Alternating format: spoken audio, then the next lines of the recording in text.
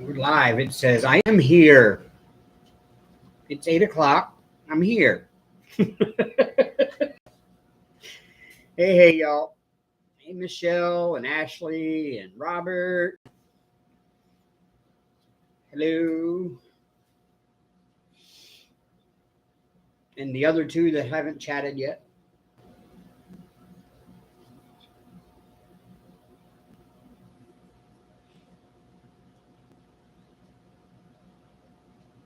It's been a busy week. Busy week. Almost done with my training at work. Next Monday, next Monday, I start my route on my own. Pretty much ready to go on my own now, but I've got more training to do. Hey, there's Deborah. Hello. I want to thank you all for showing up over here because, from what I understand, there's a big live going on elsewhere to celebrate Tia's 1,000 subscribers. So, congrats, Tia. It's been a long time coming because Tia's been around the community a long time. It took her a while to get to 1,000 subs.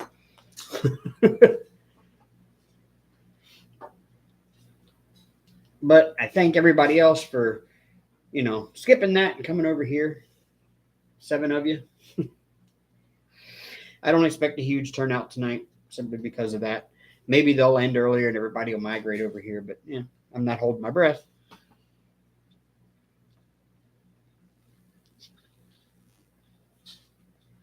Hey, Brian.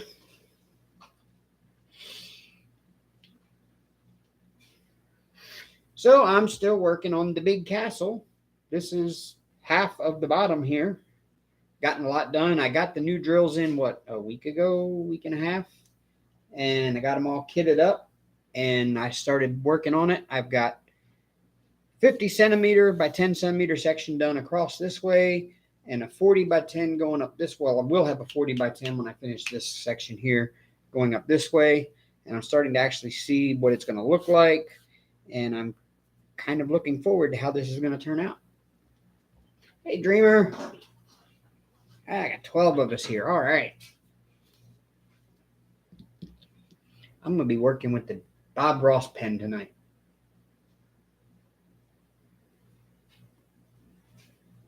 Hey, Diamond Queen. Long time no see. Yeah, well, I'll still be around probably till 11 like normal, 11 Central. It's my normal time. It really is, Ashley. I'm loving it. I mean, it's not as like right here, like that little Mickey head right there. You can kind of see it in the original picture. That's really detailed and really defined. And here you can just barely tell what it is. But I did run the exact image used for this through Stitch Easy, I think is the name of the program, where you can turn it into a cross stitch or diamond painting pattern. And I used all the settings for diamond painting, and it came out to 100 colors, and like this one is, and the same size, 100 by 165. And this is actually staying pretty true to the pattern that it spit out as far as what the finished product should look like. And I can't complain. It looks really good. Like you can tell that's kind of like an archway with a little bump in it. And I'm going to be working on the rest of the archway going up here tonight. And then you can see the lights going down the tunnel to the entrance there.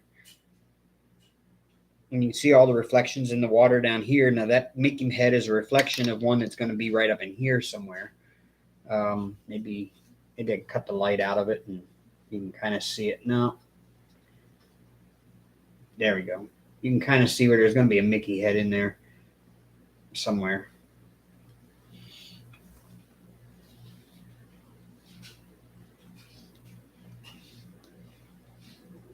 Yes, y'all, hit the like button. Got 10 of y'all in here. 13 likes.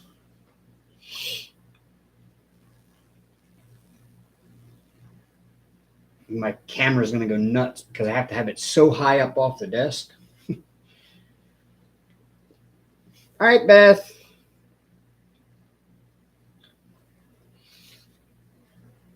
So just before I finished going live, or before I started Get Alive, I finished this section here. All of this is pre-cut in 10 centimeter by 10 centimeter squares. So I have all of this section here already pre-cut to do. All I gotta do is just tear the cover off as I go. I really want to work farther this way, but oh, hi Hank. Hey Terry, you really gonna hop up here now? Really? Hi. This is the time that you want to like hop up here and get in my way, really? Hank has missed me. I was gone all day yesterday. Had a visitor yesterday, and we went out and checked out the university and went around and checked out some of the university stores and stuff, and then went to Hobby Lobby and kind of left Hank home alone all day.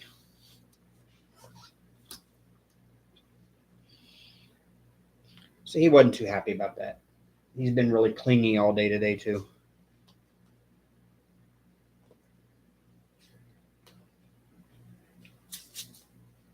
Ooh, I have to start out with a maroon.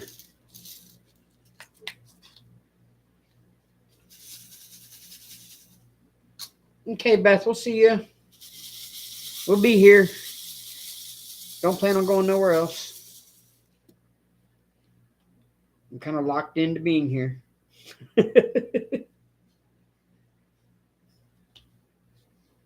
Okay, this pen may not work tonight. Oh, Hank.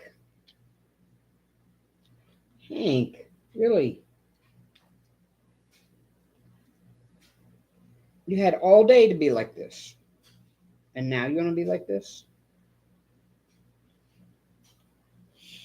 Yeah, Terry, I've done quite a bit. No thanks to this.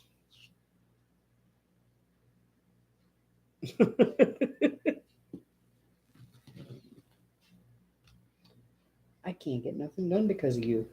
No. No, yeah, you want to rub on my hat. You want to rub on my face. And then you're going to sit up on the back of my chair again. You're going to learn that's where you're supposed to be. Yeah, no, because then he would get used to having it early. He would think every night he gets it early, and I just can't have that.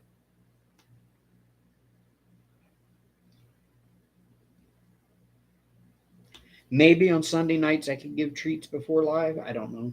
That might help. But Hank just kind of, sort of, I got to turn this light pad up a little bit so that I can see. There's a few drills here and there that have little nibs on them, but I'm able to take my knife and just kind of slice them off and get them out of there. Then my drills fit together.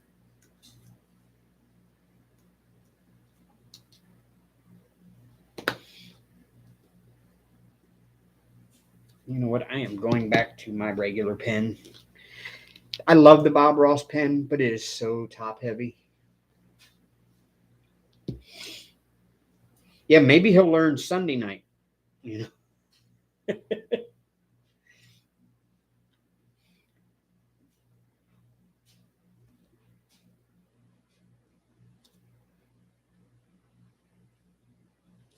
Oh.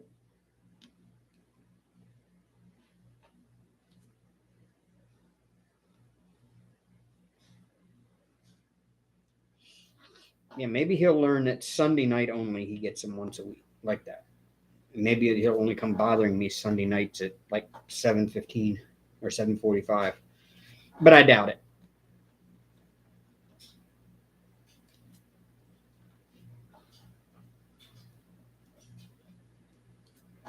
Hank's a smart cat.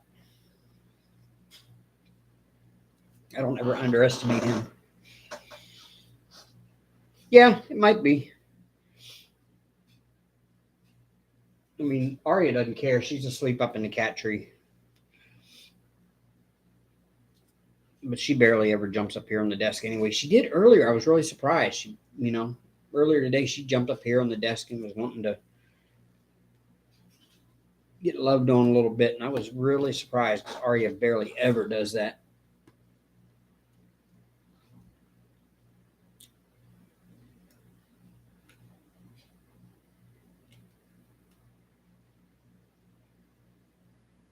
Come on. Here's my other tweezers. Oh, I hear Arya.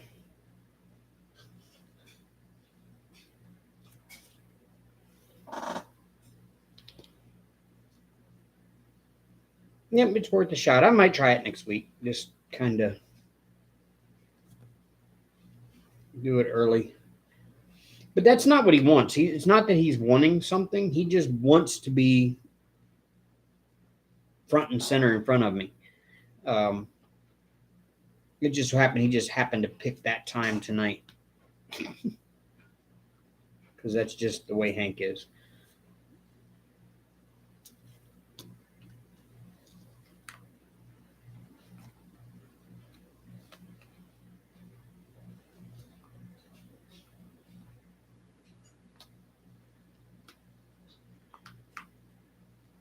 He wants attention on his schedule.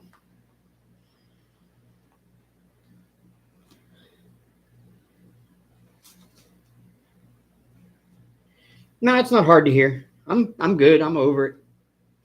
But I've been doing all right. Went through some pretty rough times there for a little while, but I made it through. Got a better job, and I'm just much happier actually than what I was. Just didn't realize how unhappy I was until later on, but yeah, I'm doing good.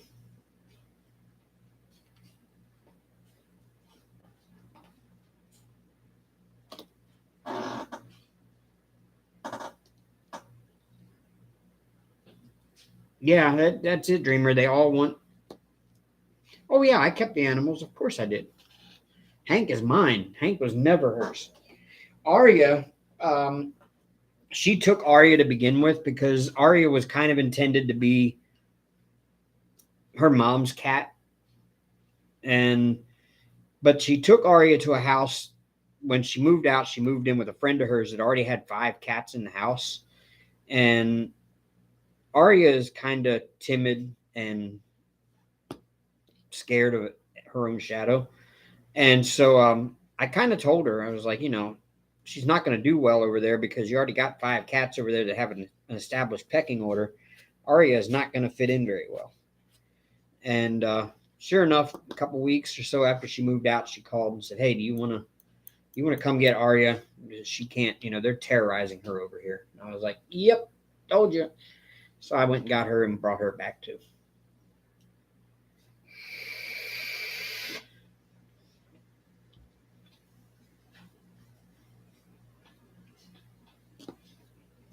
So Arya's here. She's a completely different cat than what she used to be. She actually does enjoy being paid attention to, which she never used to. She always tried to like avoid people. Um, she's gotten on the same schedule as Hank, so she knows when it's time for everything. Hey, Diane. Yeah, we've had 2 cats here, Dreamer. Yeah. We got Arya right after we moved here. We moved to Alabama and we went and visited Nana. Uh, and she had a mama cat and a kitten that she didn't want to keep around the house anymore. Um, so we offered to take the kitten off her hands, and that's how we ended up with Arya. And that was back in 2020. So, yeah, we've got 2, or I've got 2 now.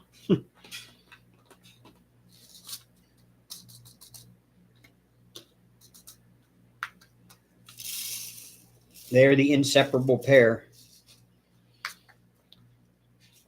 Hank was not happy without Arya here when she was gone for those 2 weeks. As soon as she came back, he was a completely different cat again.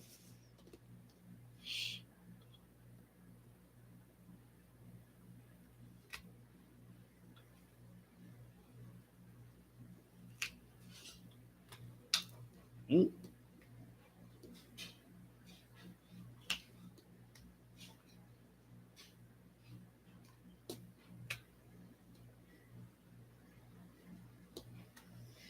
So, as y'all would imagine, 100 colors means a ton of confetti, even in areas that would normally be color blocking on other paintings, is confetti on this one. But it should, when it's all done, mean a lot more detail that you wouldn't be able to fit into a smaller one of the same image. I did get some DACs yesterday. I'm going to be unboxing those this week. I'm sure y'all have already seen most of them. They're not brand new releases or anything. I don't have the money to buy brand new releases from DAC right now. So these were two of them were a gift, and well, actually, all three of them were a gift. But I'll be unboxing those, and I think when I do those, I'm actually going to bling those canvases because they're just perfect for it.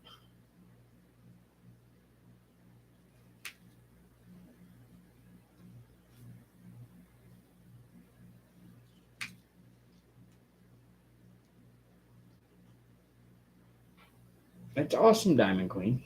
Do I ever hear from her, Dreamer? Oh yeah, I hear from her. Her and I, when we broke up, there was a lot of arguing, and it wasn't a pretty breakup at all. But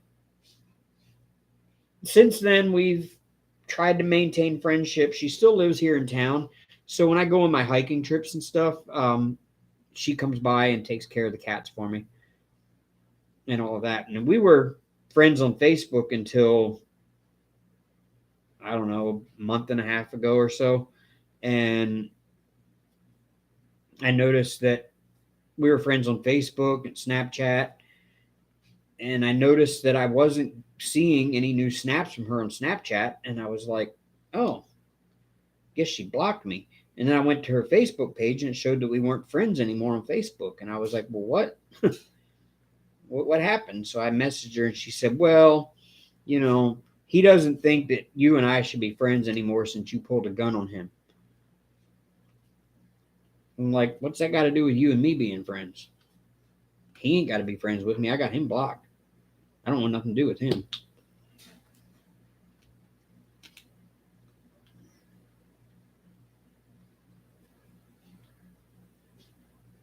I am doing great today, Tanya. A little tired. Had a long day yesterday out walking and walking around town, sightseeing with a friend that came in from out of town. I didn't really pull the gun, Dreamer. I held it when he came to the house after I had warned them that I did not want him at our house. When I found out her and him were seeing one another, I told her I don't want him coming to this apartment. He can pick you up out on the road. You can walk out to the mailboxes or whatever. I do not want him coming up here to our apartment.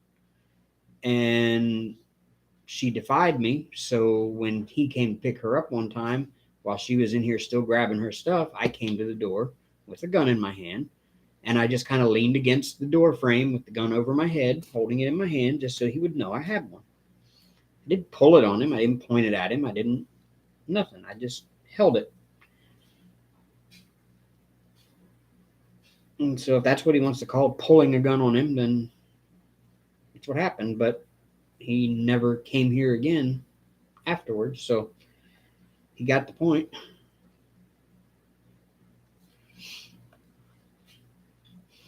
No, I mean, we still want to be friends. Her and I still want to maintain a friendship because she still does care what happens to me. And like I said, she still comes by when I go on my hiking trips.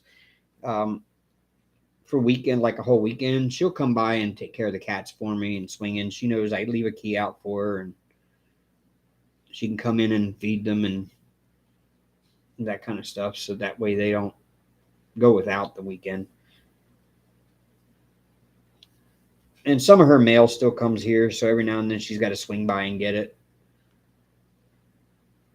I'm usually not here when she does, so I don't have to see her. I don't have to, associate with her in that way in person.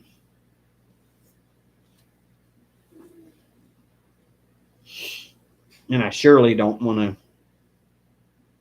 get back into that mess. I'm no, nope, nope. Because there was a lot more to the story that I'm not going to tell on YouTube. I'm not going to tell all the dirty laundry. But there was a whole lot more to all of it, and it wasn't good. And that's something I don't want to put myself through again. Because honestly, I'm sick and tired of that happening to me.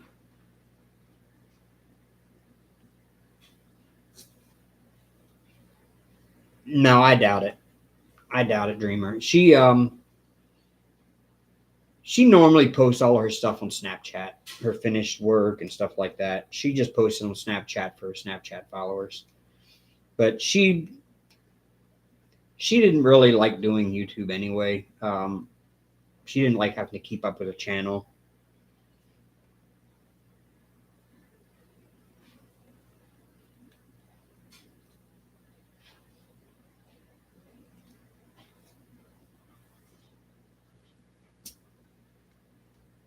And then she was always on mine anyway, so she felt there was no need to have one of her own. Maybe she might. I don't know. I can't read her mind. I haven't even spoke to her about it. But I don't think she will. Just knowing her well enough.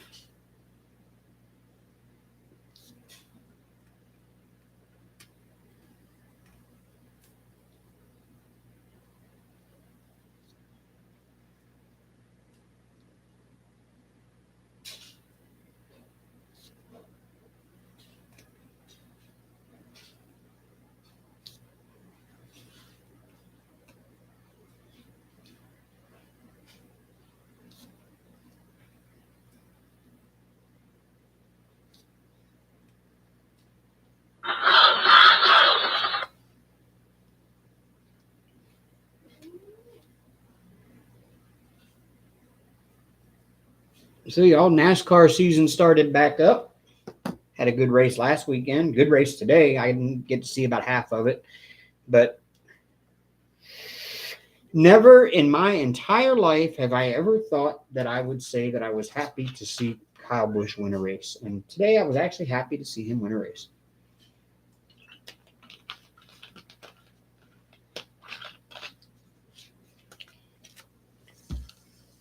I never cared for him driving a Toyota. I don't think Toyota belongs in NASCAR. Need to bring Dodge back, get rid of Toyota.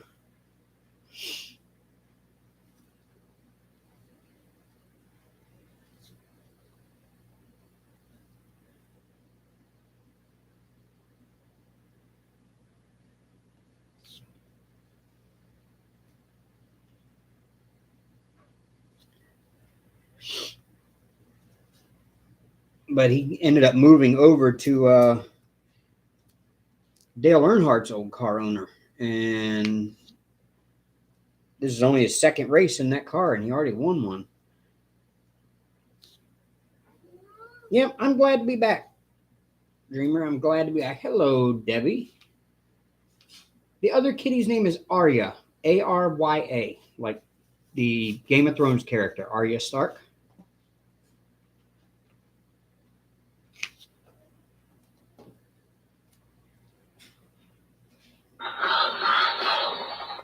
What are you doing, Hank? What? What are you doing? Really?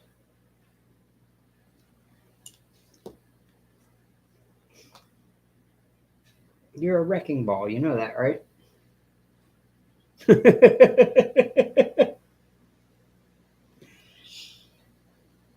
You're a wrecking ball, Mr. Hank.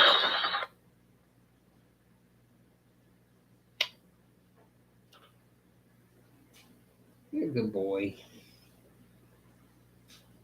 You just try to talk to him. Oh, that's sad, Dreamer. Get your tail. No, get your tail up out of the sticky stuff.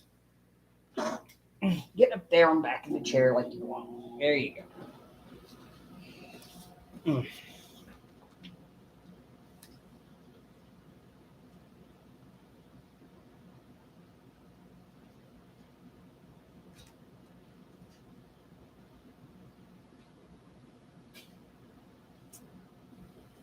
So, y'all, I am working towards 4,000 watch hours. I've got 858 before I started this live in the last 365 days. No, Hank.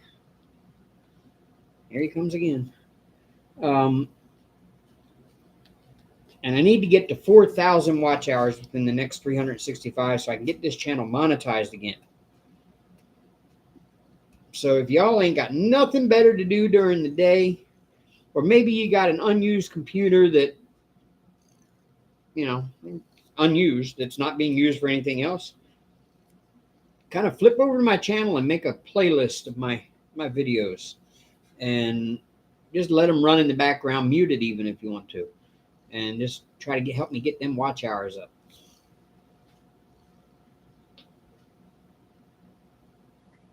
Oh, that sucks.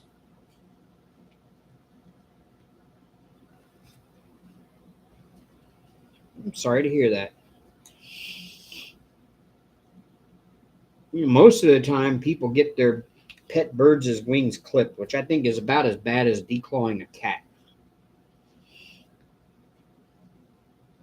Why would you want to clip a bird's wings?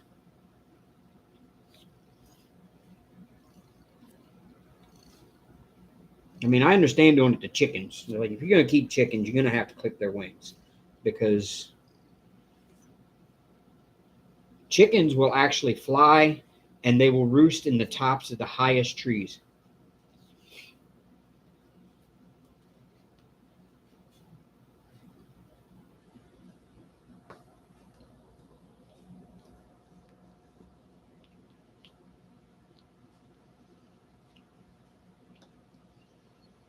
Oh, I'm sorry, Diane.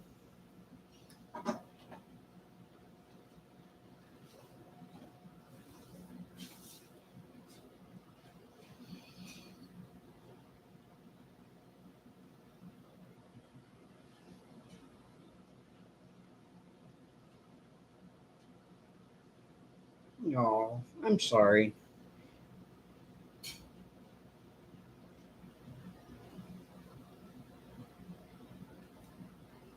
I'm dreading. I know it's quite a ways down the road because Hank is only 6 or 7 right now, but I am dreading him growing that old and me having to do that. I'm.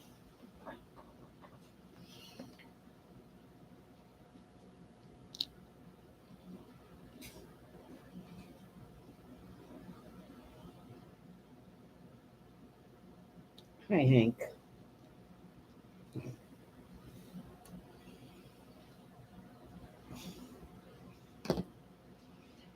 What do you want?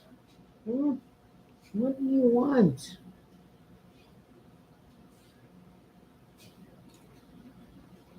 Why am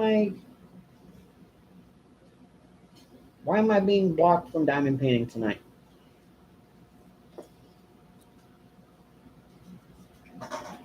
No, get down there. You stay down there. No, no, you stay down there. Here, I'll give you catnip. How's that sound? You want nips? You want some nips? Okay. Here. Are you? You want nips?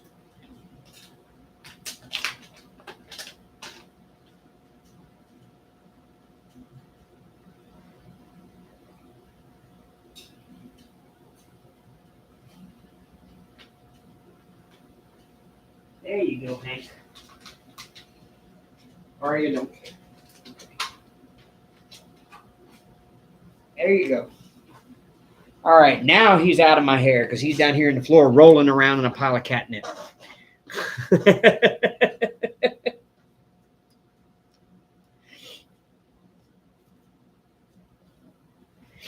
Oh, that takes care of it. Catnip fixes everything.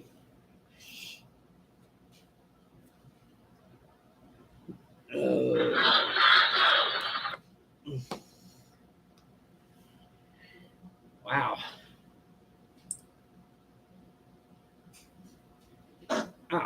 Yes.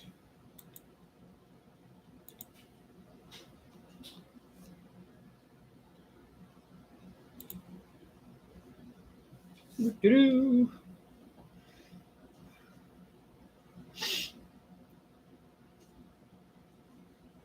I think I got all the keys. Mm.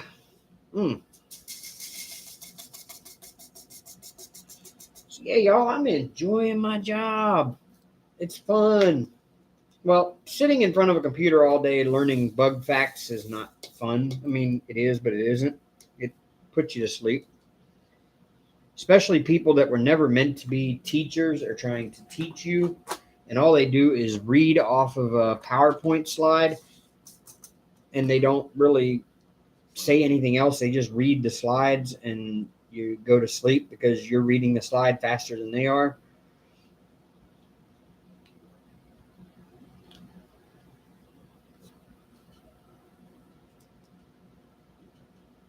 But it's the days in the field that I've been enjoying, and I can't wait to start running my route myself. I'm not looking forward to having to schedule all of my customers. My route has 200 stops on it that I have to get done every month. And we don't have somebody in the office that schedules your route for you from day to day. You have to do all of that yourself. So when I'm not killing bugs, when I'm driving from one to the next, or when I'm on lunch break and I'm sitting there doing nothing, I'm calling customers and scheduling their pest control service. On weekends, sometimes on Saturdays, I have to spend time calling customers on weekends and after hours in the evenings. So that kind of explains a lot of my absence. Because I have been having to do that for my days that I'm going to be in the field. And I get like 2 or 3 days a week right now in the field until training is done. And they're expecting me to set my own appointments and call my own customers and get them set up for when I can come out there to do it. So I'm having to do that in the evenings when I get off work because I'm in class all day during the day.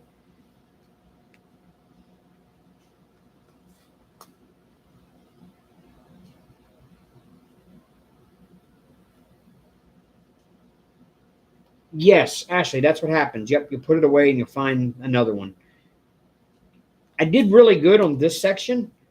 I had none left over at the end. I didn't miss a single one. I'm getting better at this. This whole diamond painting thing. Yeah, I'm getting better at it.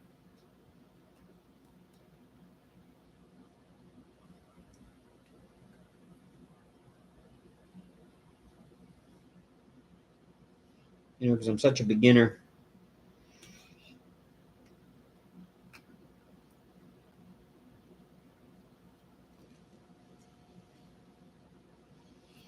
I don't like having to set my own appointments and call my own customers and try to organize a 200 stop route for the entire month. I don't like doing that. I would much rather have somebody else schedule my daily run and my daily thing for me. Like I come in the morning, I open up the app, I see what stops I have, I go do them, I go home. I would much rather do that than have to figure out which ones I've already scheduled and figure out which ones I still need to schedule. And then I got to look at their notes and says, oh, third Thursday is the best for me. And and then I got to try to fit them in. But the problem is, in the third Thursday, I may not be in the town because my area is the biggest area that our office services. My particular route covers the largest area on the map, and some of my stops are almost an hour away. And so I'm going to try to get all of my stops for that town that's an hour away done in one day. And then the next day I might do another town that's another hour away the other direction. Um, I just have a huge, massive route that's spread out all over West Alabama.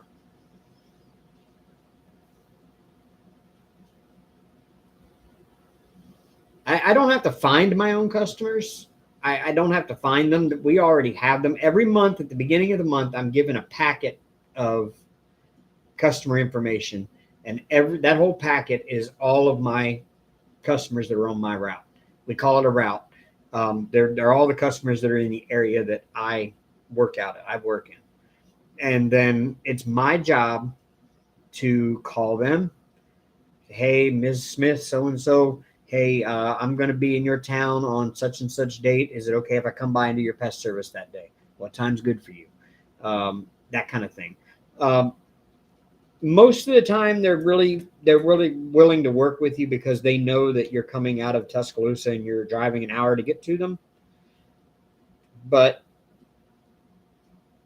a lot of them are like, nope, I've got to be done on the third Thursday. So now you've got to try to look at the rest of your schedule and go, okay, can I do all of those people in that town on the third Thursday? How many I've already scheduled for another date that I had in mind?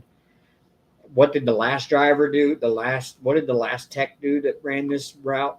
What days did he do all of this on?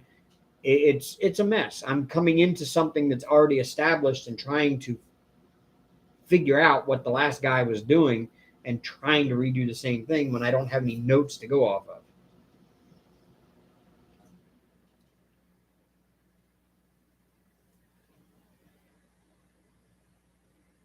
Uh-oh.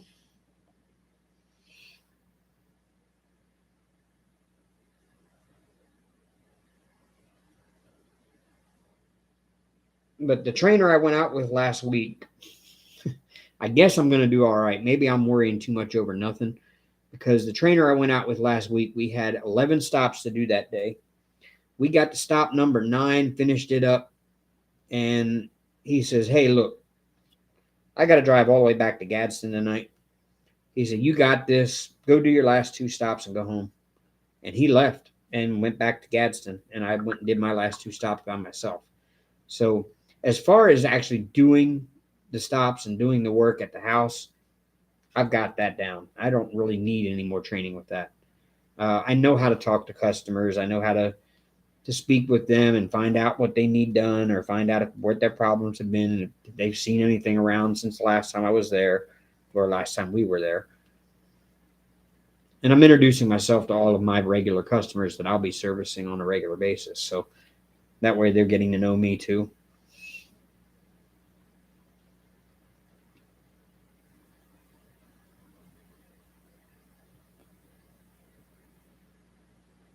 How many cats you have at the barn? I don't have a barn.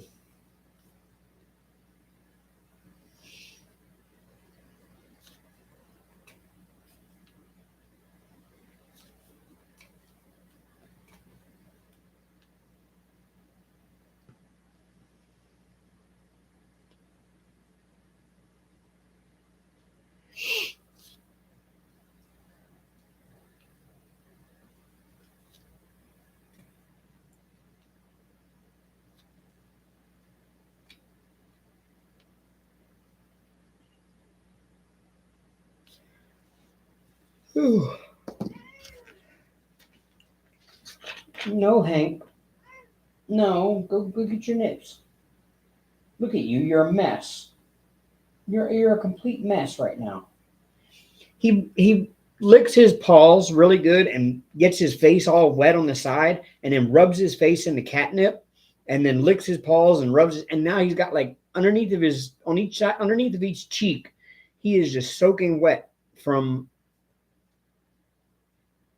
wetting himself to rub on catnip.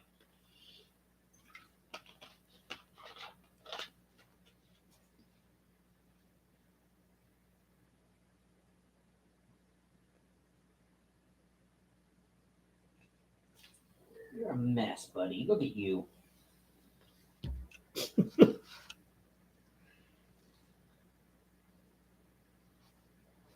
Oh, okay, Diane. I didn't know.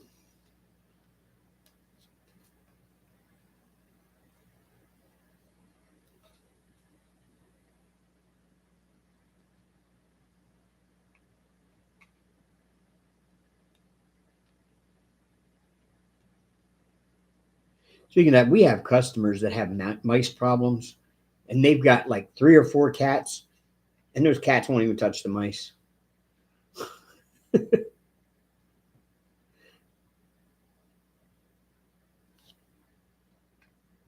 We have to go out and set glue traps for the mice, and we put out bait um, in black boxes outside around the house.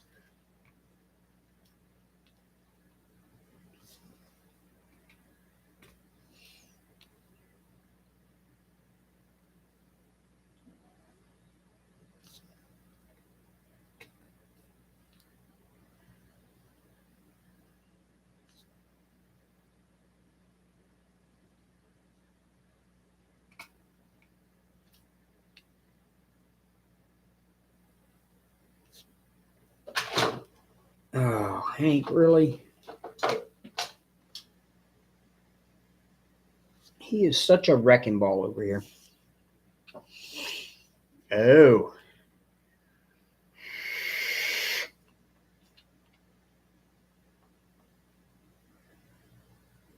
No, Hank, you're not coming up here. No. No.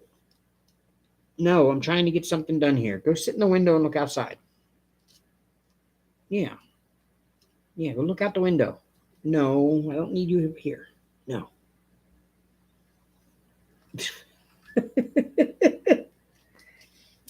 And here he comes anyway.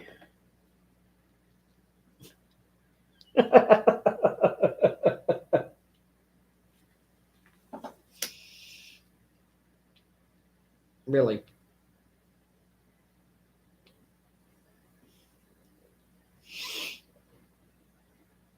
Oh, hey, Annie. Welcome back.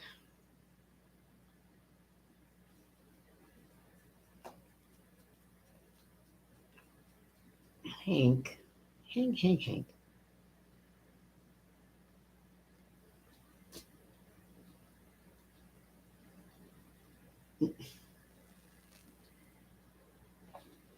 Now he's going to investigate my pen cup over there that all my diamond painting pens are in. Well, he doesn't care about that anymore.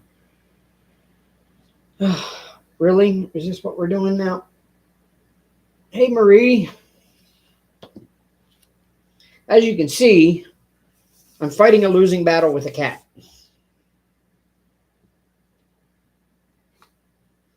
Who suddenly, as I decide to go live, decides that I don't need to diamond paint while I'm live. Oh, he's a good boy. He's just clingy.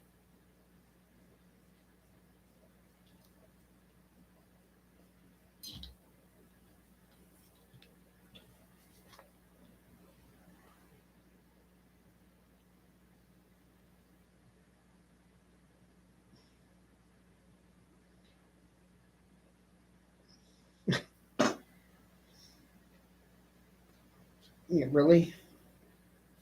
I can try to diamond paint around you, you say? Okay.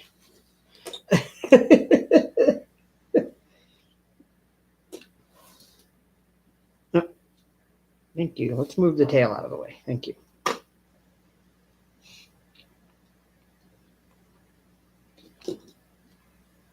No.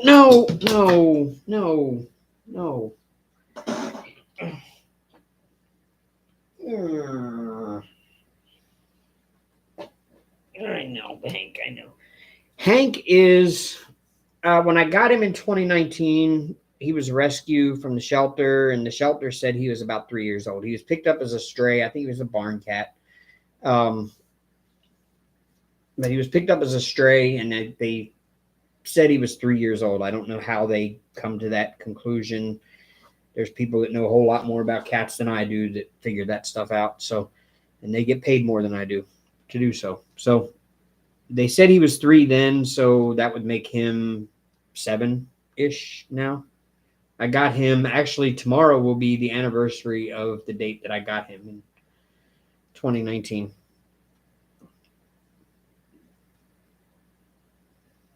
Hank, it's almost our anniversary, buddy. What are we going to do to celebrate? Hmm?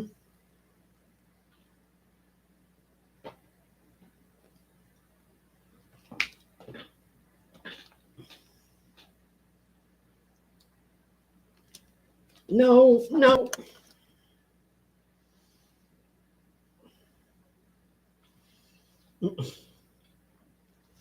Hank.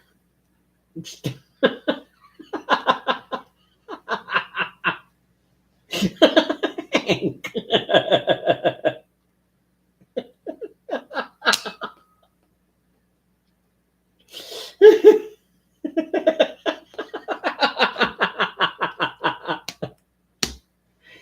Oh my Lord, Hank.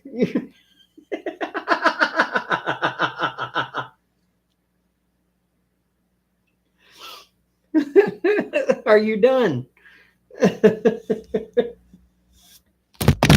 Nope, there goes the mic, y'all. He wants to rub his face on that now. Get over here. Get over here and get down.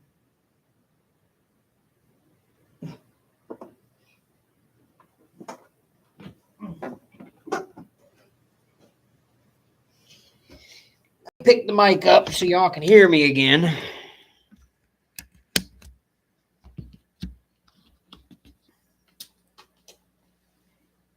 Hank, why don't you get up here and play with Arya? Here. Get up there. Play with Arya. There you go. No, not having none of it. All right. All right. Okay. Lord, there's hair everywhere. Mm.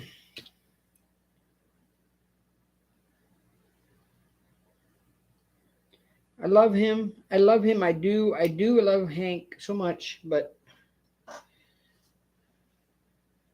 sometimes, y'all.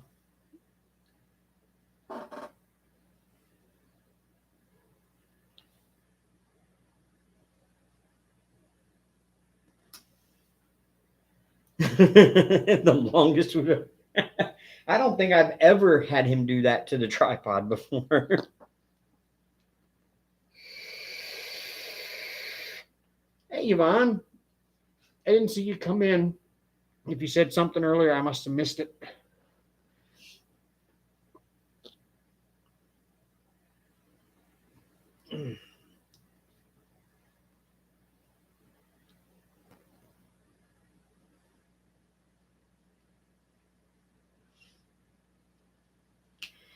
He just got done with catnip, so it's probably a pretty good chance that he's pretty high right now. So he's just like,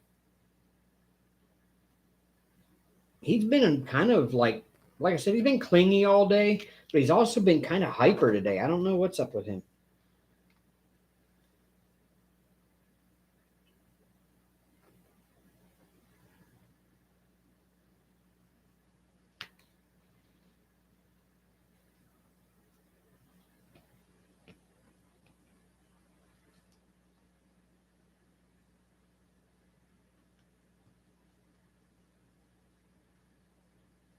Yes, I'm being OCD about my drill placement over here. I have noticed, being this is an old China canvas with new drills, that the canvas itself is printed just a slightest, tiniest bit bigger than the drills. So there's a little bit of a gap around a lot of the drills. So you can kind of see it in the darker areas.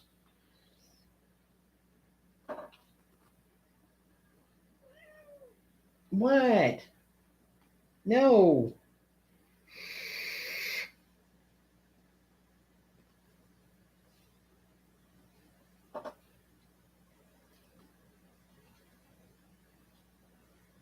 Still picking cat fur out of my drills.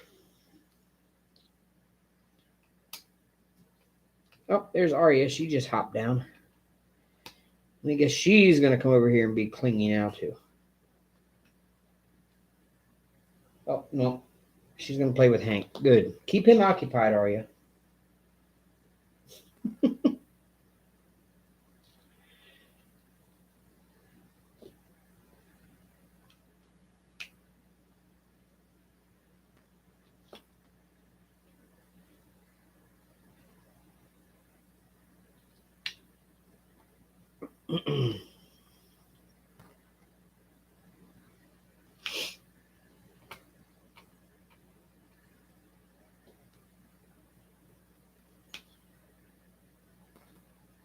Diane, is Hank fixed? Yes, Hank is fixed. Supposed to be. The paperwork says they did. And when Arya goes into heat, because Arya is not fixed, so when Arya goes into heat, he acts like he knows what he's doing, and he tries, but he just never does it right. It's kind of sad to watch. It's like watching It's like watching a teenager try to do it for the first time, and he doesn't know where the parts go and what they're doing.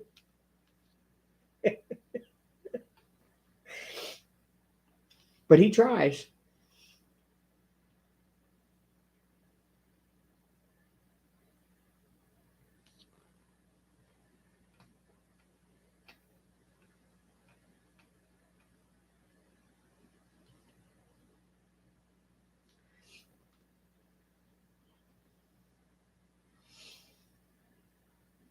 Yeah, he tries. We've got to get Arya fixed. Nana's gonna try to see about getting her done. She says that she can do it on her insurance, which I've never heard of that, using your insurance to get a cat fixed. But she's can do it, but she's got to wait until for something. I can't remember what. But I'm also have been offered part of my benefits package at work is I get a discount on pet insurance through Nationwide. So I might take that. I don't know yet.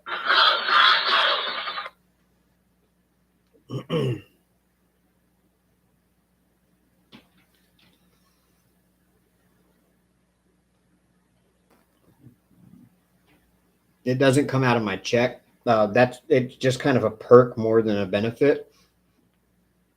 They just worked out with Nationwide a discount on pet insurance, so I have to basically do that on my own and pay for it out of pocket. It doesn't come out of my check like a regular benefit does.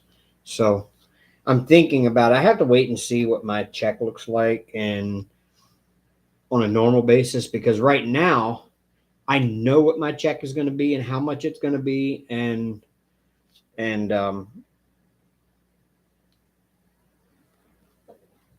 that kind of thing. But once I get out in the field on my own, I go to straight commission, and I don't know what my check is going to look like on straight commission until I've actually worked a little while with it. And that straight commission in my weekly pay just depends on really how much I do or how hard I work. If I want to go out there every day and hit 10 to 12 stops a day, I can make pretty big paychecks.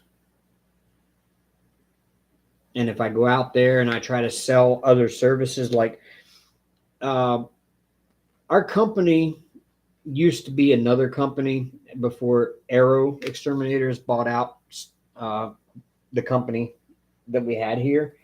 And when we became a sub brand of Aero named Stark Exterminators. And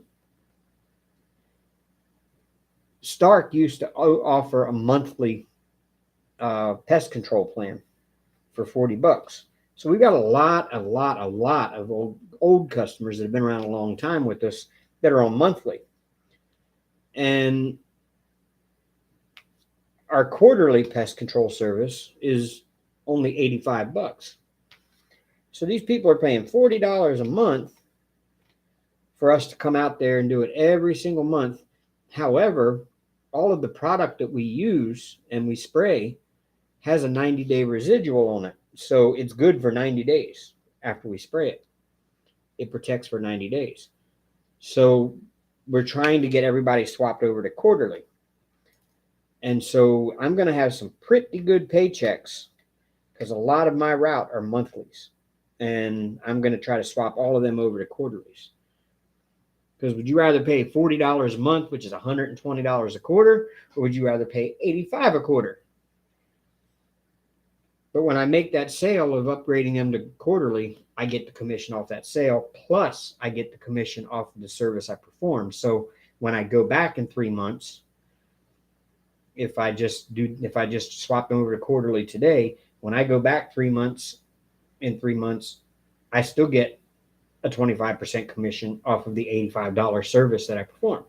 So, and then I can also simplify my route a lot because instead of having to go to this whole bunch of houses every single month, I only have to go to this many houses every 3 months. So then it's just a matter of cutting down my route a lot, so giving a lot more room on my route for them to add more quarterlies to it.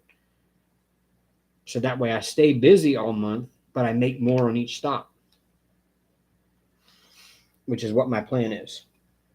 And I'm really good at selling the quarterlies. So, but we also offer mosquito service and termite service. And I don't know much about the termite side because I'm not going to be working termites. I'm just doing pest control, which is, go inside, spray around the drain pipes, spray around the toilet a little bit, any kind of entry point. Go outside and just douse the outside with chemical. We want to stop them on the outside. We don't want to spray a lot of pesticide inside somebody's house, so we do all of our work mainly on the outside to stop them from coming in. We kill them before they get to the house.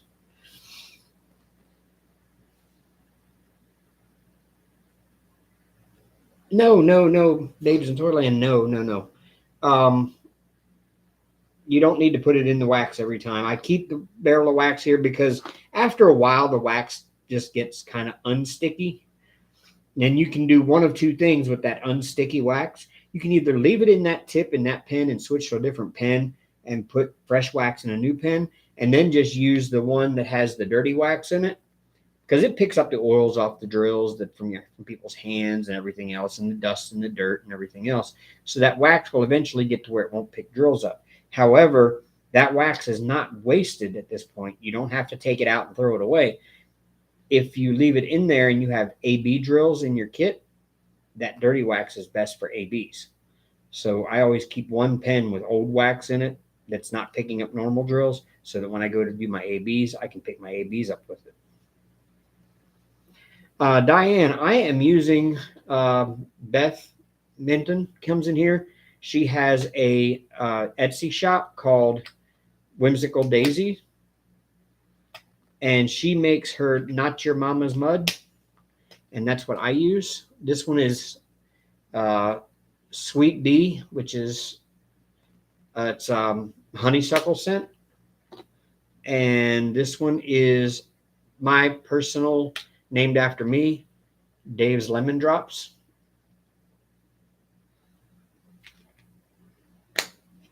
And that's what I use.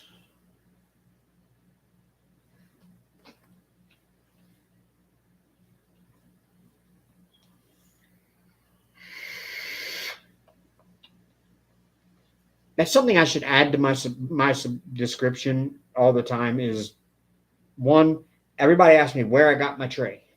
Where do you get them trays? So they always ask me that. A lot of people ask me where I get my pens. My tray came with a grinder as well. I got a grinder with it. And everybody asks me what wax I use. I ought to put the links to all of that down in my description box so that you can go there all the time. If Beth was in here, she is a mod, or she's a mod, and she's able to post a link. I don't have the link to it right away, right offhand. I mean, I could go get it real quick. Go to Etsy.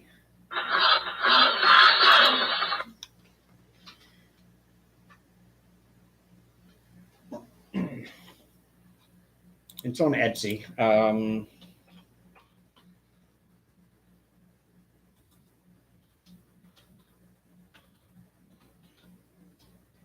Oops.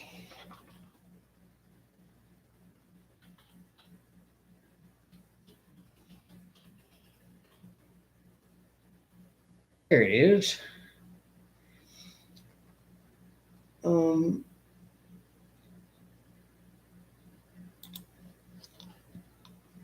there is Best Shop. Let me grab the link to it.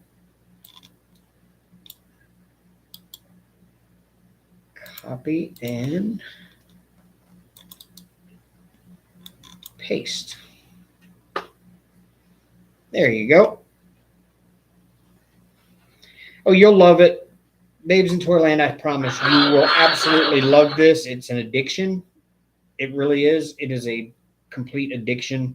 Once you start, it's a great anxiety and stress relief. If you've had a stressful day, you can sit down here, you can diamond paint, and you just kind of, it's relaxing.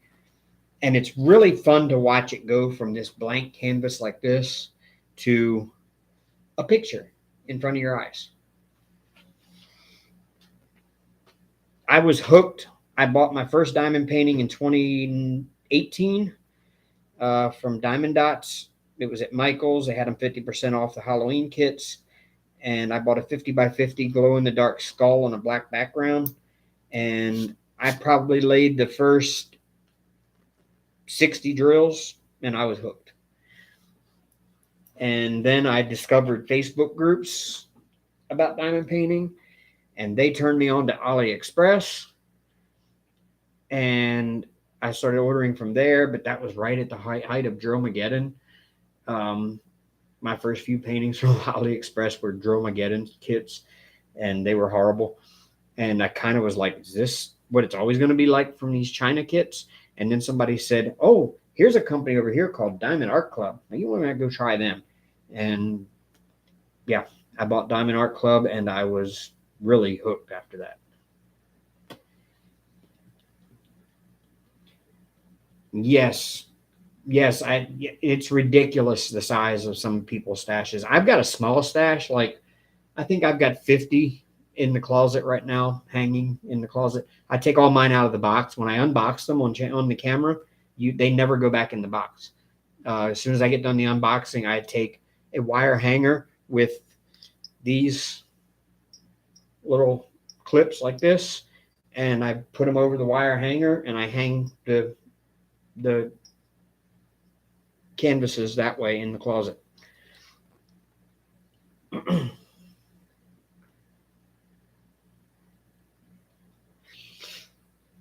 Yeah, Ashley's done 4 big kits. Wow. She's fast. That's all I'm going to say. She's fast. I mean, I'm making decent progress on this, but she would probably have this whole 40 by 50 section already done by now, in the time it's taken me to do 5 10-centimeter sections and 4 10-centimeter sections. She'd have 20 sections done by now. That's how many are in here. What color am I working? N. Okay. I lost track of where I was, y'all. There's one.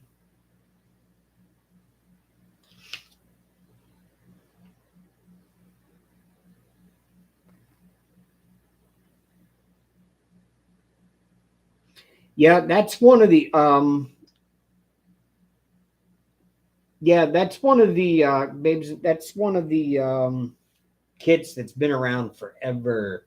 Like every AliExpress store has that image available in many different sizes, and it's crazy. That's one of the old standards is what I call it. Starry Night. Like almost every diamond painting company has its version of Starry Night. Almost every diamond painting seller on AliExpress has the rainbow cap profile. It's like a rainbow fluffy cap, but it's done in like color blocking rainbow colors. Um, they almost all have that one, and some with the butterfly, some without.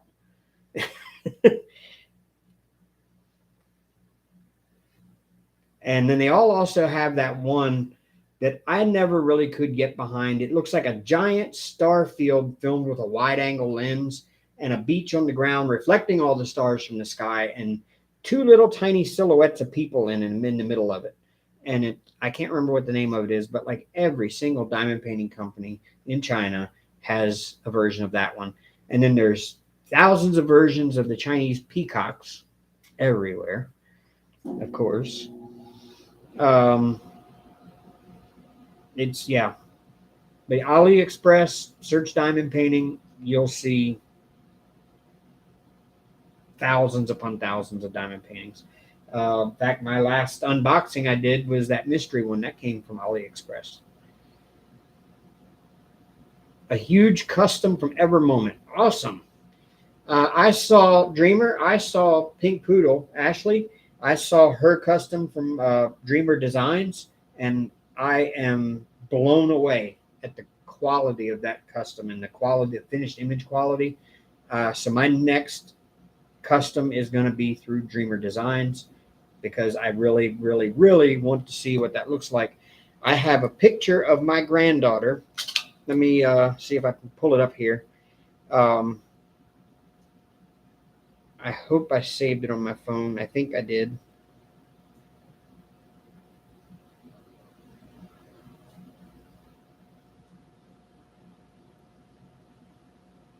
But it's going to be my next custom. Oh,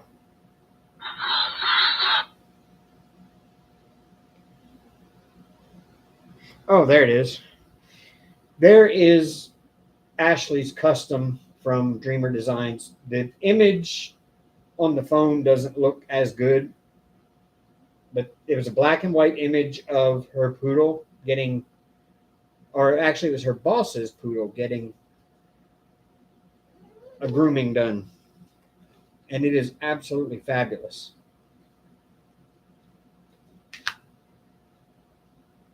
Oh yeah, plenty of them with lettering on them. Just got to keep in mind if it has lettering, um, if it has lettering, you have to make sure that it is big enough that all of the lettering shows up and it doesn't cut out any. If it has like thin parts on the lettering, you want to have a little bit bigger diamond painting, unless the lettering is real big on the canvas. You want to have it big enough that there's actually enough space there to have enough diamonds to do the thin parts of the lettering, or that won't come out in the image. Diamond painting is all about size. Bigger is better.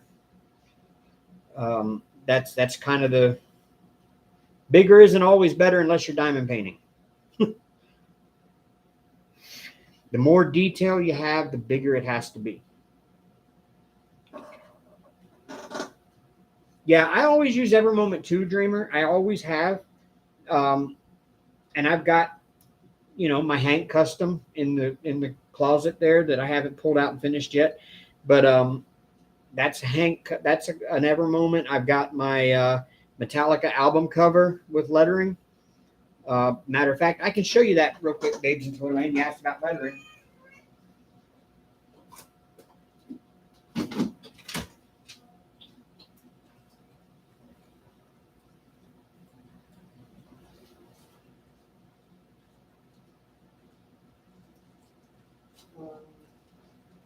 Find it. There it is.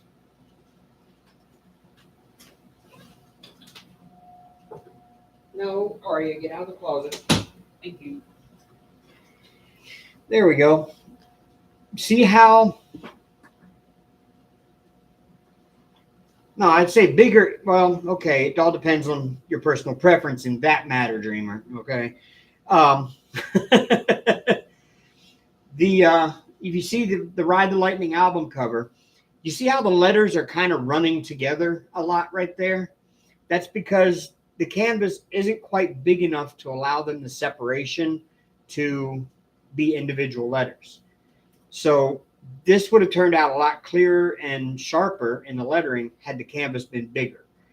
So that's what I'm talking about. You want to go with a bigger canvas. This is a 50 by 50, and it looks like that. So that gives you an idea of what I mean by, thin lettering with a smaller canvas.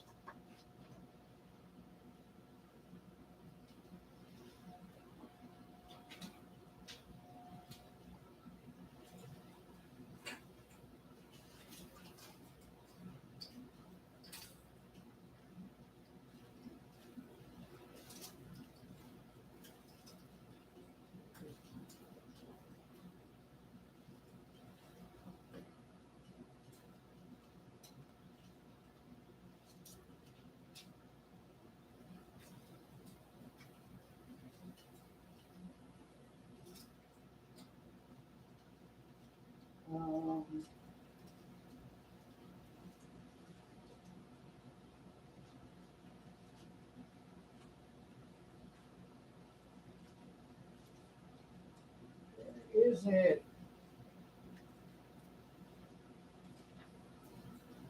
Oh, there it is. Now here's one with bigger lettering and a smaller canvas.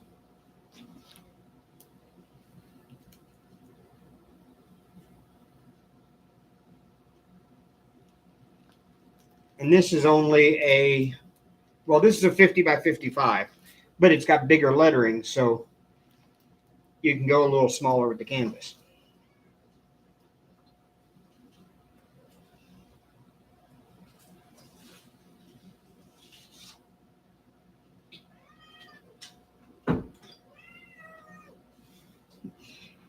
And yes, Dreamer, I know you recognize that that last painting.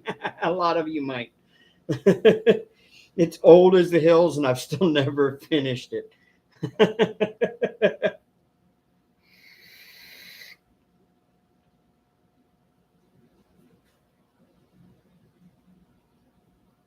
I don't know if I've showed you all my cross stitches that I've been working on. I don't know. I don't know if I've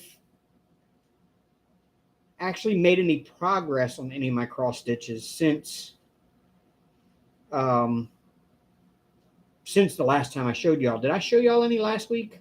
I don't remember.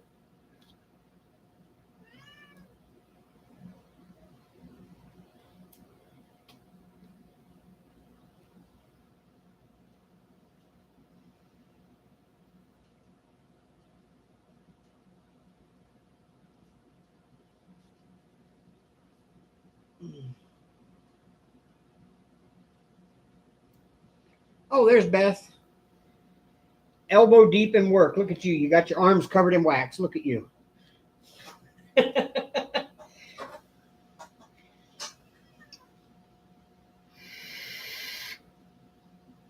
Beth's working hard to bring you all your Not Your Mama's mud. So I sent y'all the link up there for the Etsy store. So make sure y'all go over there and just add her as a favorite, and make sure that way you can be notified when she does drop new fresh mud. So that way, because it goes quick. When she drops it, it goes quick. So make sure you get your notifications on, so when she drops it, you'll get notified and you can go over and buy some. It's not expensive at all. You get a cute little jar. It's got the name of the mud on the bottom. She puts a kind of happy little sticker on the top, and she marks each one. Like this one here is Dave's Lemon Drops, or Diamond Dave. She puts a diamond on the top of it, so that way everybody knows that it's Diamond Dave's Lemon Drops. And Sweet Bee, she put a little flower sticker on the top, and it's honeysuckle scented. I'm not exactly sure what I think it was a leaf. I accidentally got part of the pen onto the corner of it there, but I think it was a leaf. To be honest with you, Babes in Toyland, I've never tried embroidery, but it looks a lot more difficult than cross stitch. Cross stitch is essentially diamond painting, on fabric with thread. Uh, Diamond painting uses the same DMC color codes that DMC thread uses on theirs. So any cross stitch pattern could be converted to a diamond painting, and any diamond painting could be theoretically converted over to a cross stitch pattern. So they work hand in hand. And like I said, the drill colors, there's 447 standard drill colors, and then you have all the specials like ABs, sparklers, all that kind of stuff that is extra. But the 477 basic colors in diamond painting are the same numbers as that corresponding color in cross stitch thread. How long does it last in the pen? I'll give you an idea there, Diane. I bought this, or I think actually Beth sent me the first prototype of Dave's Lemon Drops way back in 2019, and I still have that much of it left. It lasts a long time in the pen. I always tell Beth that's the only downside to her mud is you don't get a lot of repeat business because it takes forever to use it all. But but a lot of people like to get different scents. So, they like to work with this scent for a while and then pick up a different one, or maybe they just keep a different scent. And when they see a new one they like, they buy it and they just keep it at the house and use it from time to time. So, there's always a reason to, always buy some more. Yeah, I don't know what that was, Beth. I couldn't figure it out. I was a little perplexed. To me, it kind of, I don't know. No, because all I did was kind of, when I dipped the bob pen, you see how it's like hard on the side there? When I dipped the bob pen in the side over here, it's just that hard edge right there, kind of just caught it and smushed that edge just a little bit. But I don't think that's a heart. It looks more like a leaf. And maybe it was two hearts back to back. I don't know. Like two hearts pointing away from one another or something.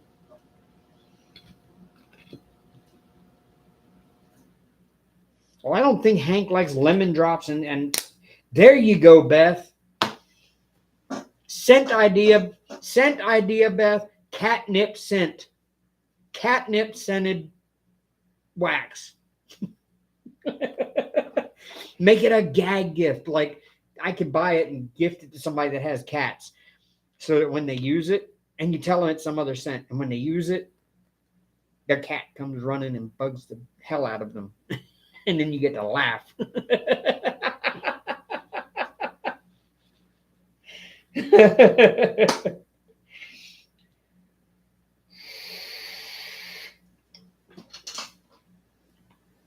I would be just the person to do that to someone too.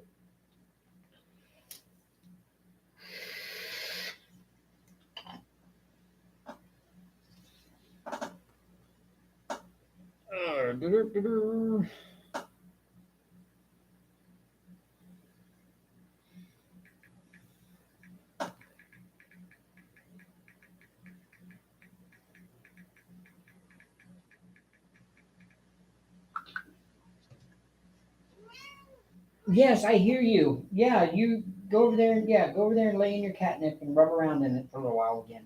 Go ahead. Yeah. A cat DP with catnip scent. Oh, oh. See, now you haven't been around. Beth has one. It's pretty basic and one sweet bee. What is the scent for? It's pretty basic. Please tell me it's like coffee.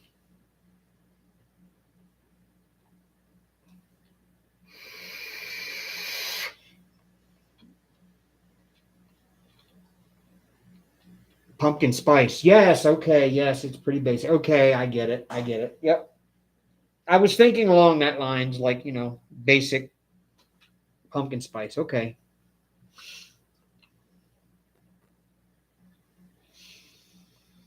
Hello, Judy. And Crashly. Hello.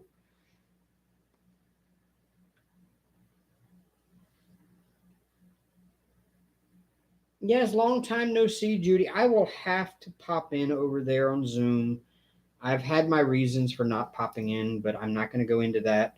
But I will pop in over there and say hi. because everybody needs to see me over there again. Look up at your last post. Pumpkin spice. Yes. Yep, that's all that. Pumpkin spice. Basic. That's awesome. Do I have a mini Bob Ross? I do. It's a Bob Ross diamond painting pen. I got that years ago, back in like 2019, from KK's Unique Diamond Painting Pens before she went out of business. She had a very limited supply of these. She found the pens somewhere and she bought a bunch of them.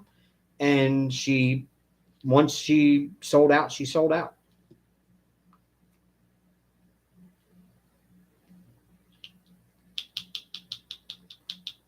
I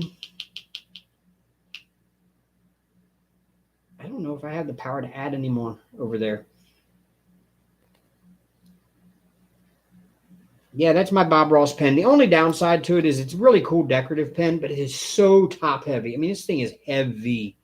And it's like when you try to paint, he keeps wanting to like flop around, and it's really hard to get it where you want it to pinpoint. It just, it's really decorative and it's cute, so I can leave it laying there on the desk. And Crashly, did you watch my live? Did you go back and watch the replay of when I painted the Bob Ross painting?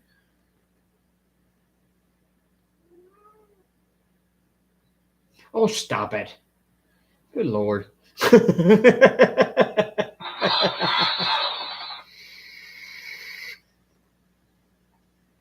Okay, so I won't ruin the surprise by actually pulling the painting down off the wall and showing it to you.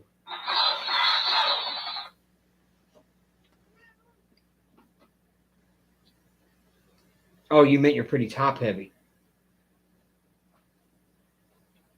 It's 4 posts up now.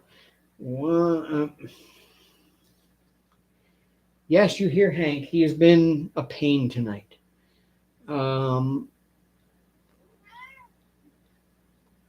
Beth, you said you have a little bit of mud left in the shop right now, and that shape was a pair of lips. Oh, I see that now. Okay. All right. Makes sense. Come here, Hank. Come here. You're being summoned. Now you don't want to come up here. You just want to sit and meow at me. Really? Come here. Oh, come here. He's like, but Dad, you've been putting me down all night.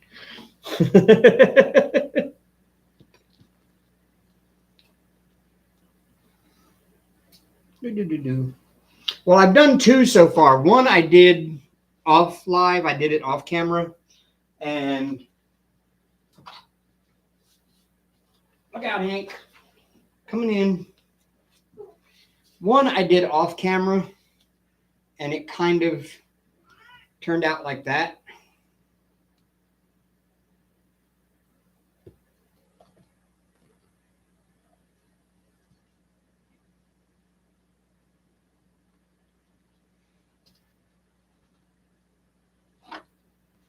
But you'll have to watch the live to see the other one.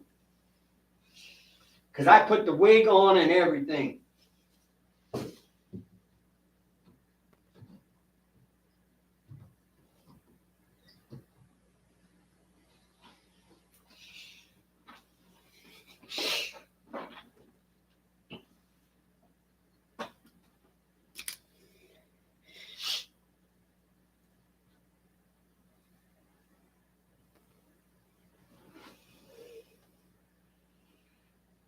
It's I actually learned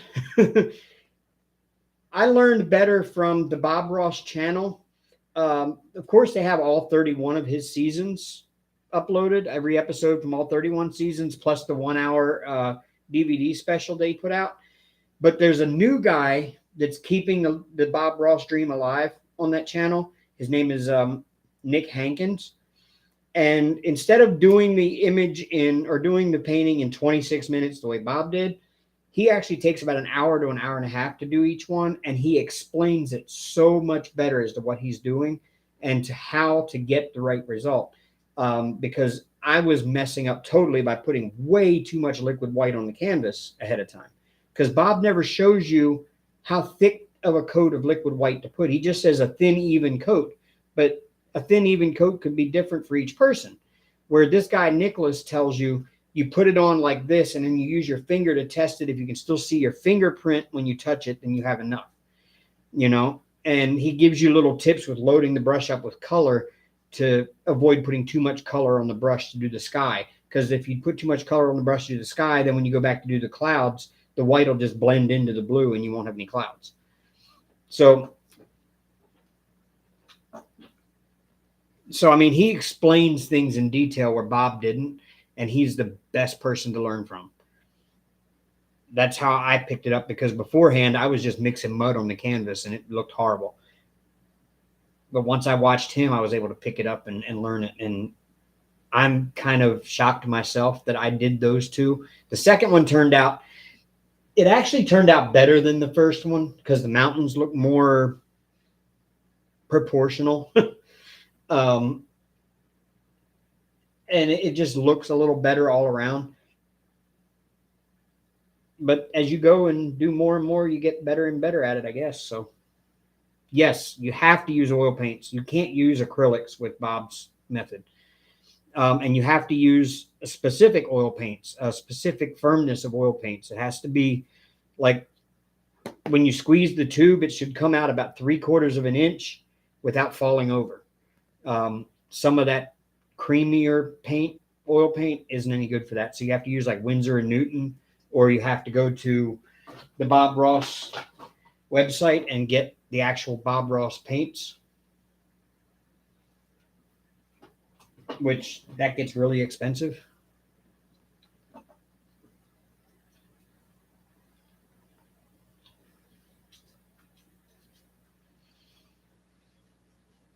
Yeah, I'm not a fan of the cleanup from oil paints.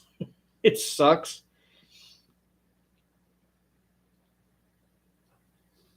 Oh, cool. Yeah, that's awesome. If you got the paints, then that's awesome.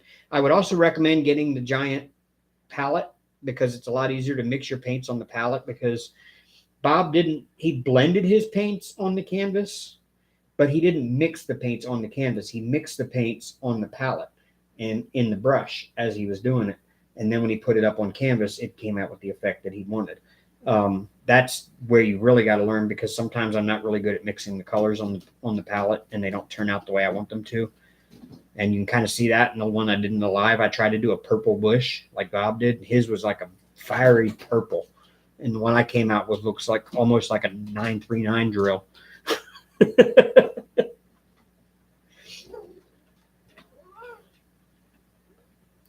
think I'm done. No, I'm not done that color yet.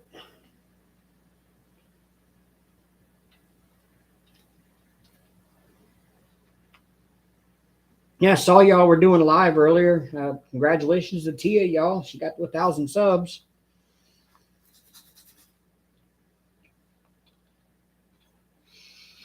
Oh, tomorrow is a classroom day for me, I think.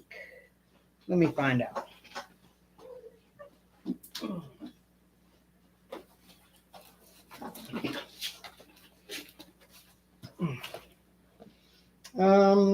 No, Monday, tomorrow is, no, wait a minute. That's Rockstar Academy. That's not.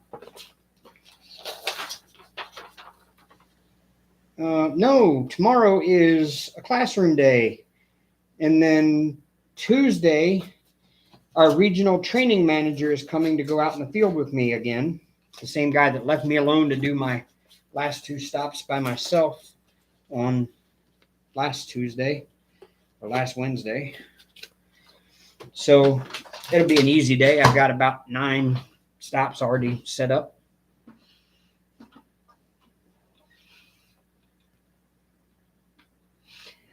I love the new job, Judy. I love it. I love it. I love it.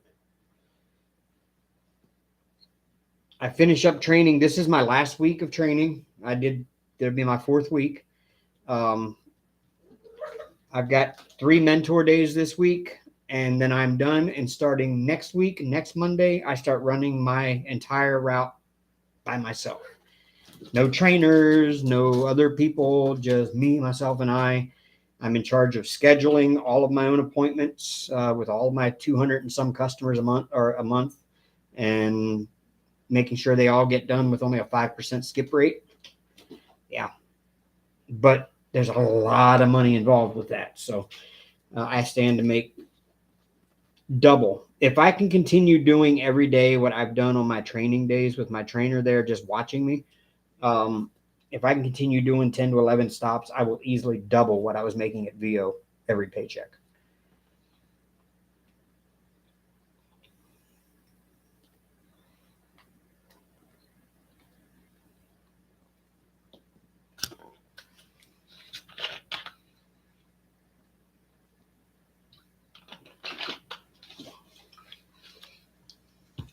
Yes, it is amazing. It's so much fun. I've had so much fun learning.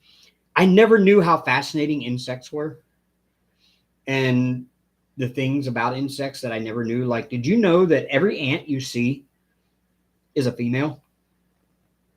Every ant you see, like if you kick an ant hill and all the ants come out of it, they're all females because the males are they come out of the egg, they go to larva status, and then they go to pupa phase, and then they become an adult male. As soon as they become an adult male, they mate with the queen and they die.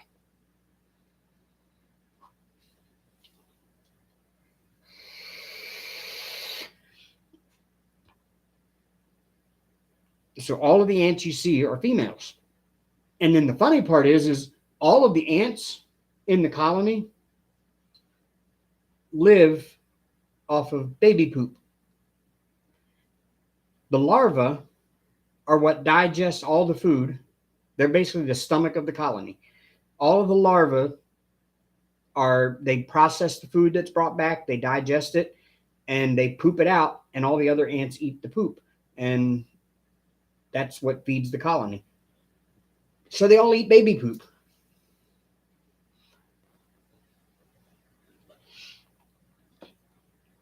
Yeah, and one of the poisons we use, well, it's not poison, I guess you call it poison. One of the pesticides we use is harmless to humans, but what it does is it gives an ant a virus. So the ant comes in, eats the bait, takes it back, and he catches a virus from it. And he takes it back to the colony, and he infects like 50 other ants. And then those 50 ants infect 50 other ants, and we just create a little mini ant pandemic and kill the colony off that way.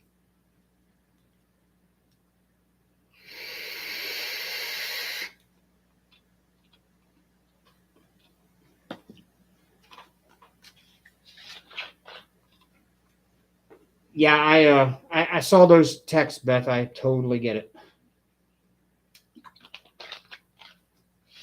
Yeah. See, termites are even more fun though. We kill them by giving them a growth regulator bait that basically keeps them from molting from one metamorphosis stage to another. So as they grow, they molt, and they grow and they molt. And so when they're still in like their like larva to pupa phase, like we give them this growth regulator, and their shell will not come off, and they continue growing inside the shell until there's so much pressure that they implode. I've always said since I've started this little class that if I was a bug, I would prefer being squished over having any of these pesticides used on me because they are all horrible, torturous deaths.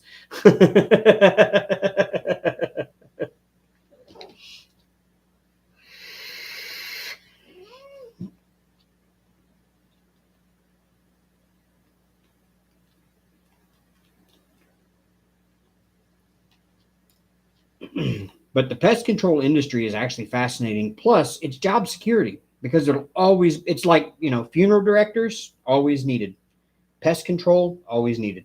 So, you know, once I learn this and I get some experience under my belt, I can go anywhere at all and I can get a job right on the spot.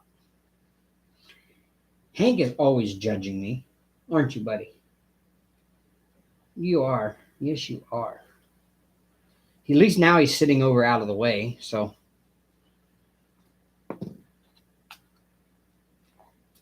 for now.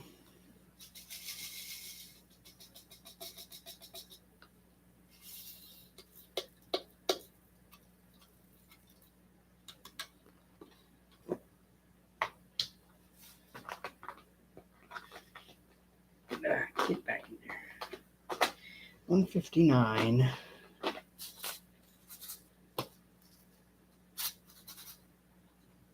I've got a few of those.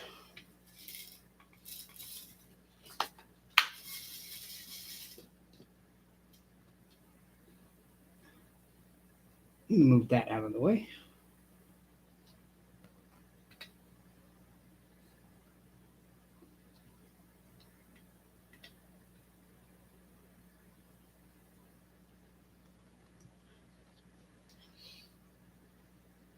You got to have one. Okay, Judy, that is from Archer's Arts on Facebook. They have a Facebook group, Archer's Arts.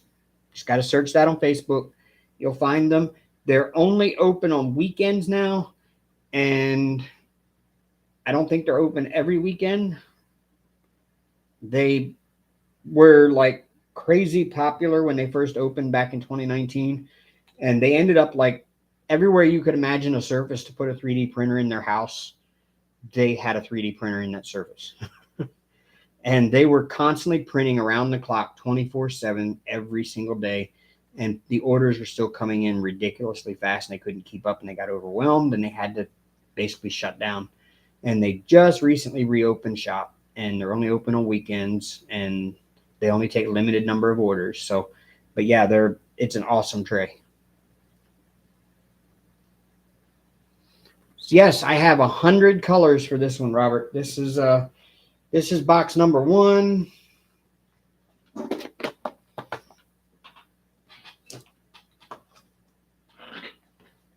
And there's the other 3.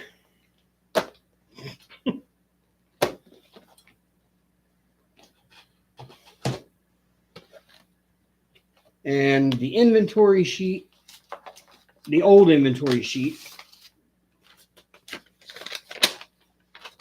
is right there.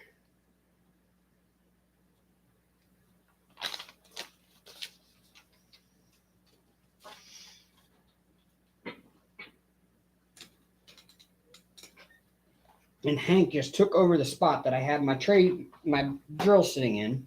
As soon as I moved him, he laid down there. No, down, buddy. Okay. Yes, that's exactly it. This is the final image when it's done. It is 100 by 165 from Royal Diamond Painting. It is no longer available on their site. Reason being is because their old supplier that this came from had quality issues, and they had to stop using that supplier. They now put the kits together themselves in their shop in Texas when you order it, and it's printed to order. So they have their own drills on hand there. They have their own canvases on hand. They print to order. They ship it out to you from right here in the U.S. They specialize in max color diamond paintings. The bigger it gets, the more colors you get. So like they have it listed on every painting. It tells you how many colors are in, if it's this size, how many, or if it's this size, how many. So they go with max, they specialize in max colors. This particular image is no longer available. And I will tell you the quality issues I had with this one were unreal, but Royal Diamond Painting has the absolute best customer service I've ever dealt with, ever, period. I got this original painting, came overnight from China by FedEx when I ordered it back in 2020. I opened it up. I started working on it. The drills, it's square. The drills had way too much gapping in them. Turned out there was a misprint with the canvas. She replaced the entire kit, $300 kit. She replaced the entire kit. Again, overnight from China when the replacement came in. Well, I opened the replacement up, and I kind of maybe started a little bit on it, but never really got too far into it and put it away. And Amber and I started on again, and Amber was like, there's something wrong with this. These drills are horrible. And I was like, no, I'm not having a problem. Well, I didn't see a problem at the time. And then I just pulled it out again a couple months ago, and I was noticing popping drills everywhere. And so I took pictures of the drills, and almost every color had little nibs on every drill. And so I texted her. I said, look, it's 3-year-old canvas. I don't know there's much you can do about it, but it's worth a shot. These drills all have these nibs on them, and they're popping all over the place. And she says, I will replace all of the drills for you, and the drills I have here do not have that problem. And sure enough, she replaced all 100 colors. In fact, you can, I don't know, I didn't think I posted a picture of it. Maybe I did. But yeah, she replaced all 100 colors for me, and I just got them in like a week and a half, 2 weeks ago, and I restarted working on it, and this is where I'm at.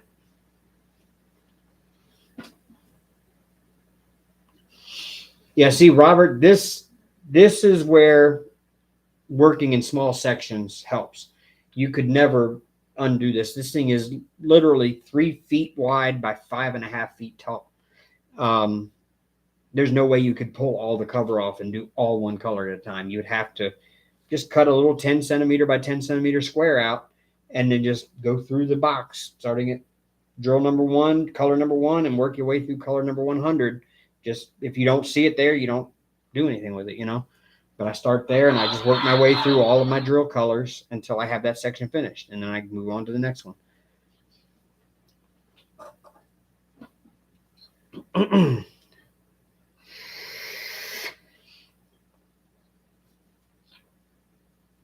Yeah, you have to be very organized with 100 colors. This is back when I got this kit. I had a Xyron sticker maker, and I do not know what happened to it. I'm not even sure where it went, but I had one, and it came with two. We made a copy of the inventory sheet and just cut them out and ran them through the Xyron sticker maker. So we made all of our own little stickers for the.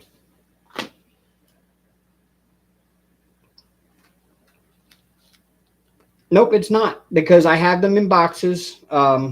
This is box number 1. Every box is labeled. See, it says Castle Box 1, and it starts up here with the lowest DMC number, and goes down, down, down, down, and then the next box starts the next higher set of DMC numbers, and that they're in order by DMC number on the inventory sheet. So I'd start at the lowest DMC number and work my way all the way to the highest one, and they're all in that order. So it's pretty simple. Hello, Nana.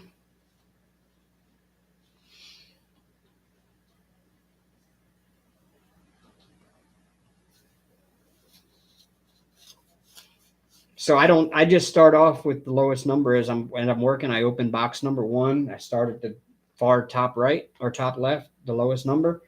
And okay, do I have any of that in here? Nope. Okay. And then I look at the next one. Do I have any of that? Yep. And I do that. So right now I'm on like the 159s. So I'm on like the third little Harbor Freight container out of this kit, or out of this particular box.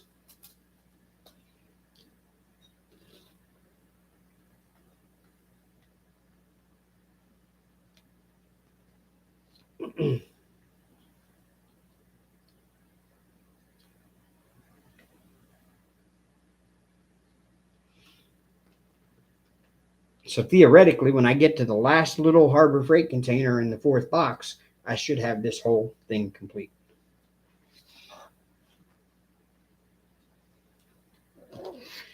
Yes, I would highly recommend going to Royal Diamond Painting. They have a little bit of something for everyone there. And again, like I said, they specialize in max color kits. They're a little on the pricey side because max colors. The drills are the expensive part of the kit. If they were just selling you the canvas, it wouldn't be that expensive, but the drills are the most expensive part of the kit.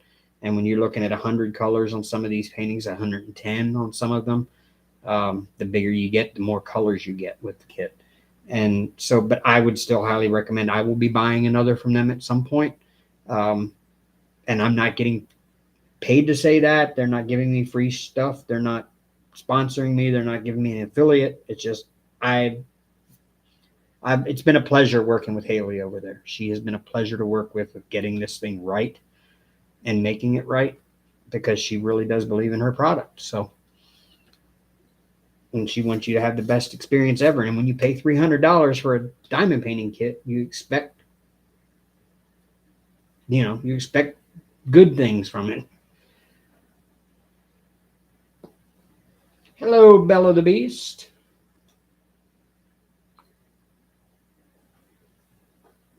Hank, you're going to have to move your tail. Thank you. It's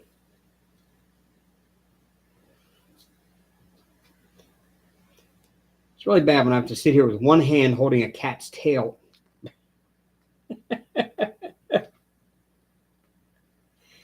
And he's not just doing this because we're on camera. He does this when I'm not on camera. At least he has been lately. He's been super clingy lately.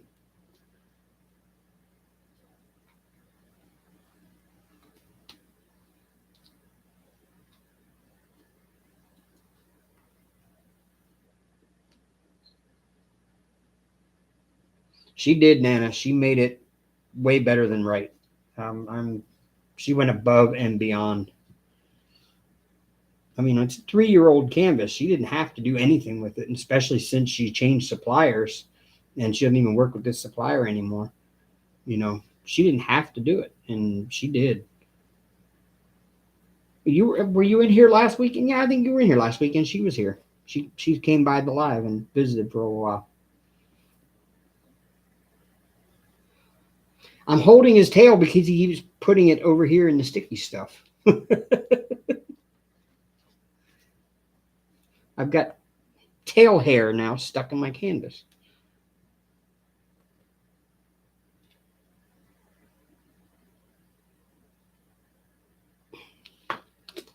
Hank.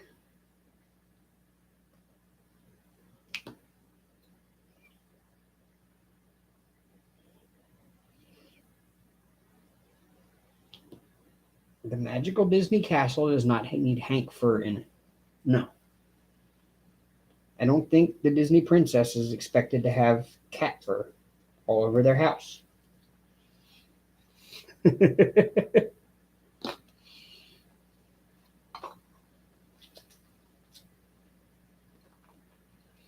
he's just going to lay down here.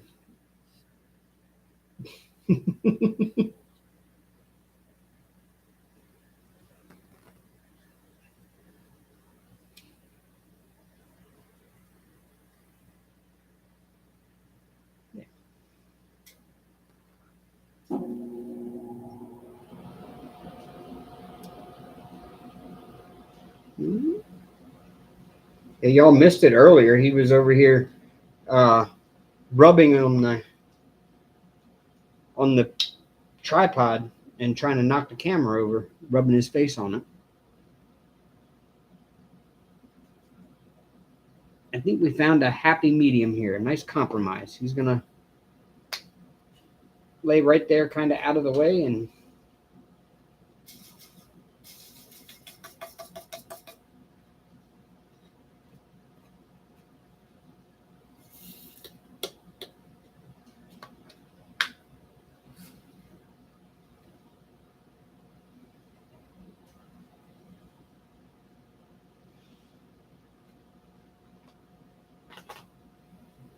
Nana, I really need to start keeping up with that group. I have barely ever posted anything in that group.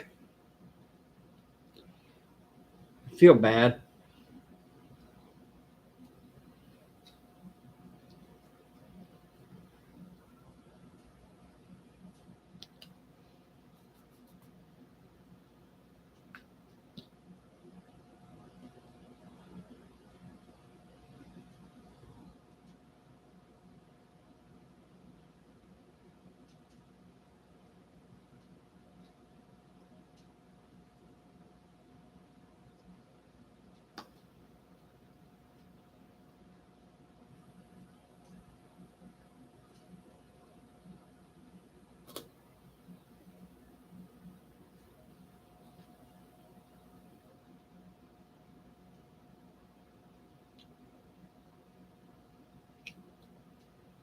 Got it. Here's another one. Got it.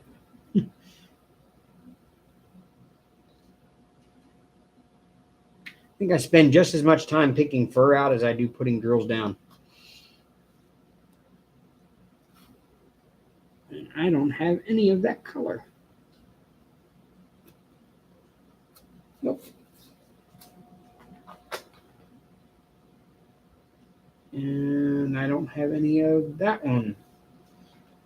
Oh, that's because I've already done all the ones of that color.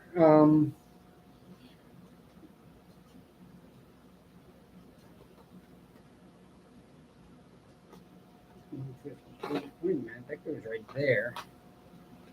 55, 56. How did those get that far out of order?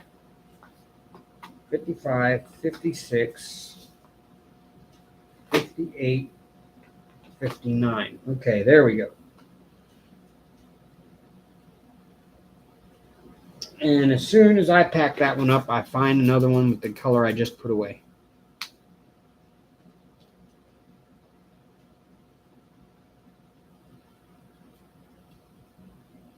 Q.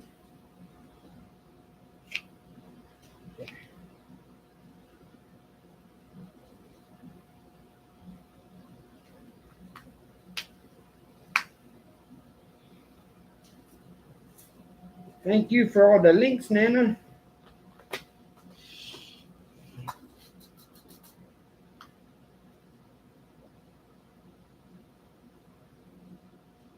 Like I said, y'all, I have got 3 to unbox. Maybe film all 3 of them as separate videos. That'll give me more content.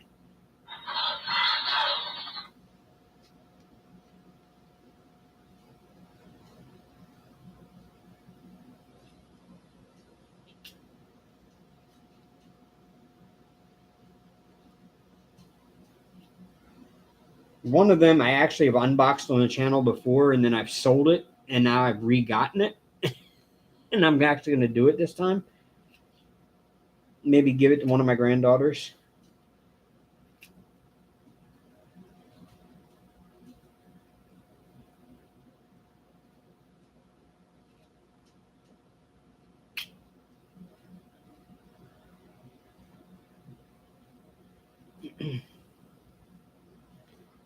That looks like total crap.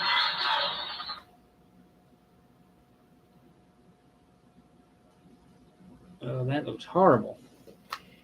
Hank, why didn't you tell me they were that crooked?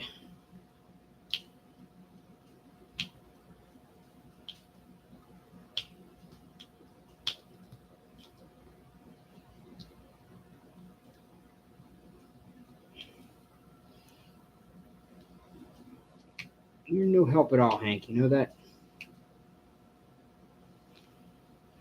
That is horribly crooked.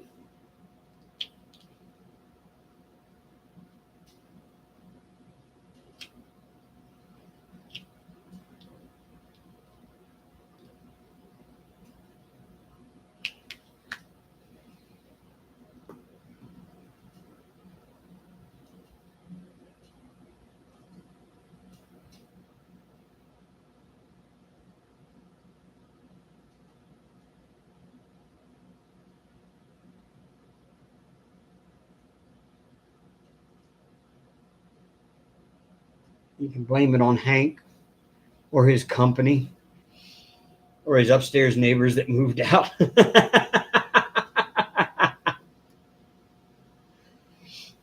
Yeah. So I don't know if any of y'all have heard this one yet. So I had 2 nice Middle Eastern men live above me. Really nice guys. Okay. I've met them before. And so one day I came home from work. It was raining. And there was a USPS envelope laying under the bushes over here. So you could still kind of read the address on it. And so I knew it was the apartment above me. So I sat it up on their doorstep. And a couple of days later, I come home from work again. And there it is over in the bushes beside our apartment. So I go grab it again. And I took it up there with a note. I wrote a note on the package itself. I can't even read the address on it anymore. And I wrote on there, hey, this keeps ending up in the bushes down here. Well, the thing is being wet and having gotten wet, it got opened while you could lift the adhesive had just given up. So you could lift the flap. It's his degree. It's his bachelor's degree from the University of Alabama. And I don't think they're here. I think they're here on a visa.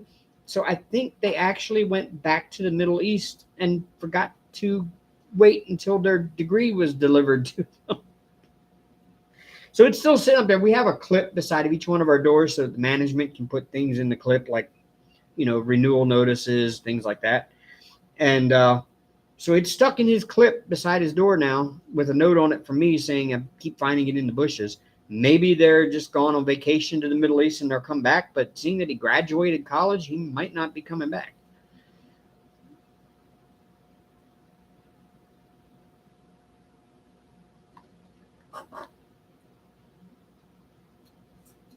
But I don't understand how you would end up leaving your degree from the University of Alabama, your bachelor's degree that you came here to this country to get, obviously, behind. I don't get it.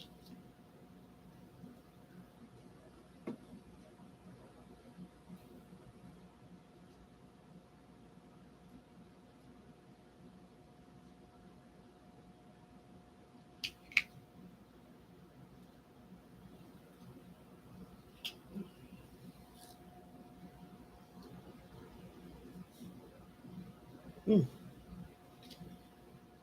that drill come off there? Yep.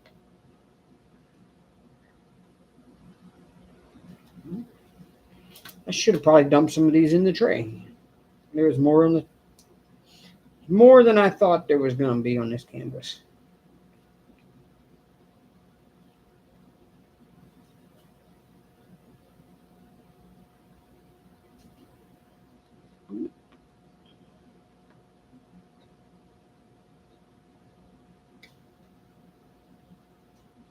Those are really crooked. Dave was going to fix those.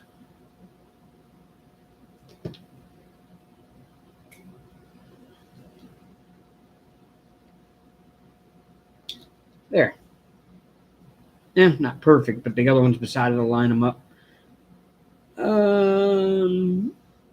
I think that's all of that color, finally.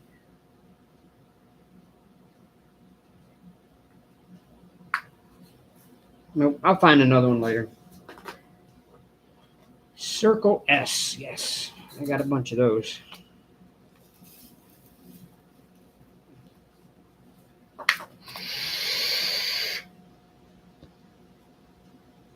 That says, I'm still breathing. I get to get a steroid shot in my neck Wednesday. Oh, joy, joy, happy, happy.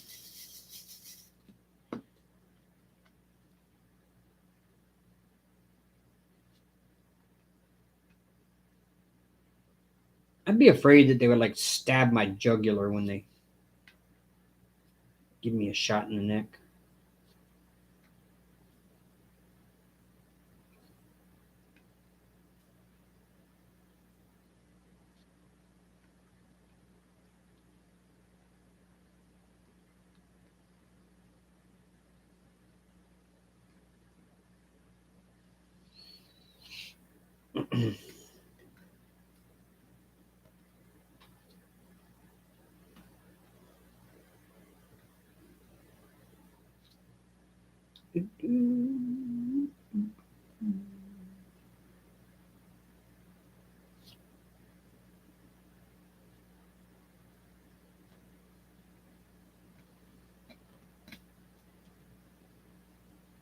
It must be time for a reload on this pen.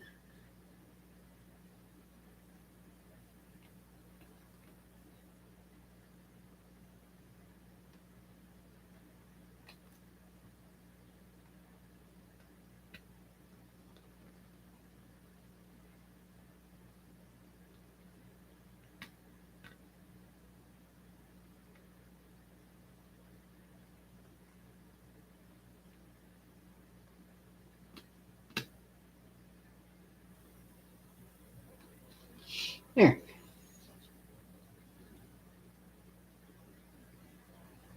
I think that's all of that color done.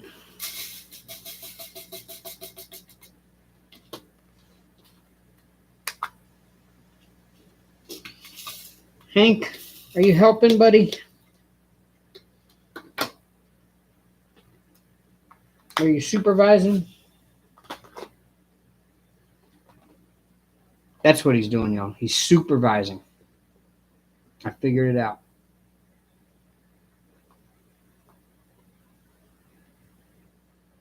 And this kit has capital letter U, but it also has capital letter U inside of a circle. It's got capital letter T and T in a circle, S and S in a circle, R and R in a circle, Q and Q in a circle, K and K in a circle, X and X in a circle, Y and Y in a circle. It's like, it's so confusing at times. J and J in a circle as well, B and B in a circle.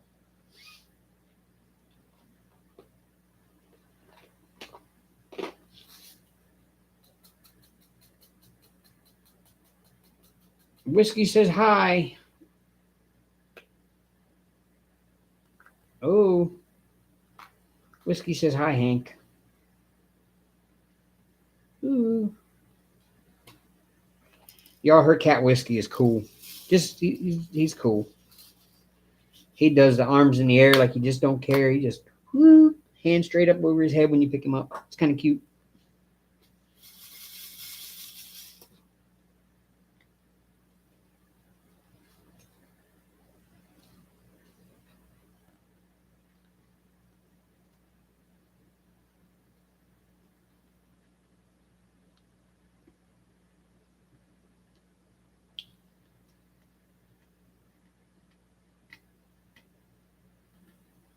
Yep, it is time for a wax. A re-wax.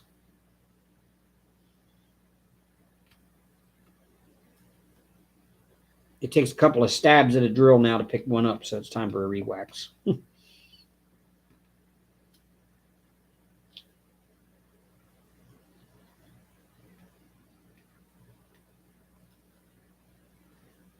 But that's been in there. I pretty much used that same load of wax all day today, so it's about time for it.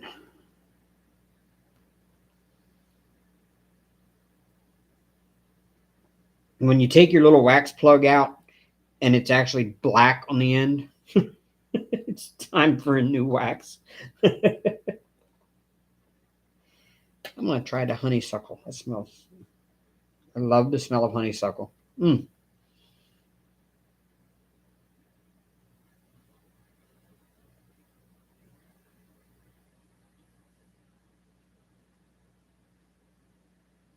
Uh-oh. My tip is coming out of my pen. The wax has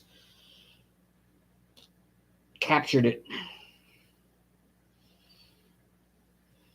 Oh, there you go. I smell it now. Ooh.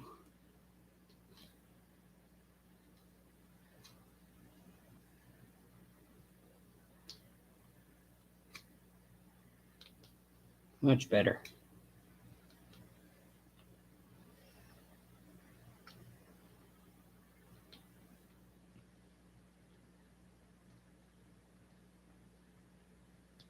Much better. That works.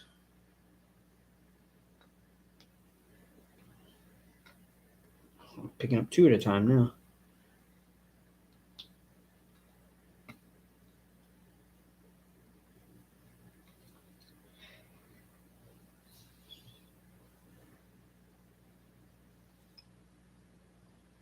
On this, Beth, are the colors close?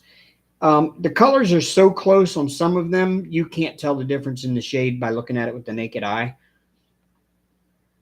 I just ran into that problem. Like when I first started, I noticed that 792 and my 796 looked almost exactly the same. If I put them both on a white piece of paper next to each other, you couldn't tell the difference between the two with the naked eye. So I took a picture. It's really funny. I also have that diamond painting book that I bought with the DMC color code guide, and you can put, I put drills in it and everything next to the diamond paint. So I went and grabbed it, and I took a picture of the section where 792 and 796 are, and they are two completely separate looking colors in that book. The 792 and 796 drills look completely different shade of blue. And on the canvas, or on that sheet of paper, I took a picture of the two of them next to each other. And then I went into Photoshop, and where you can choose your color picker on the side to where, you know, your primary and secondary color that you're going to use. And I used the picture that I took of the two drills together, and I did a sample from one and the other.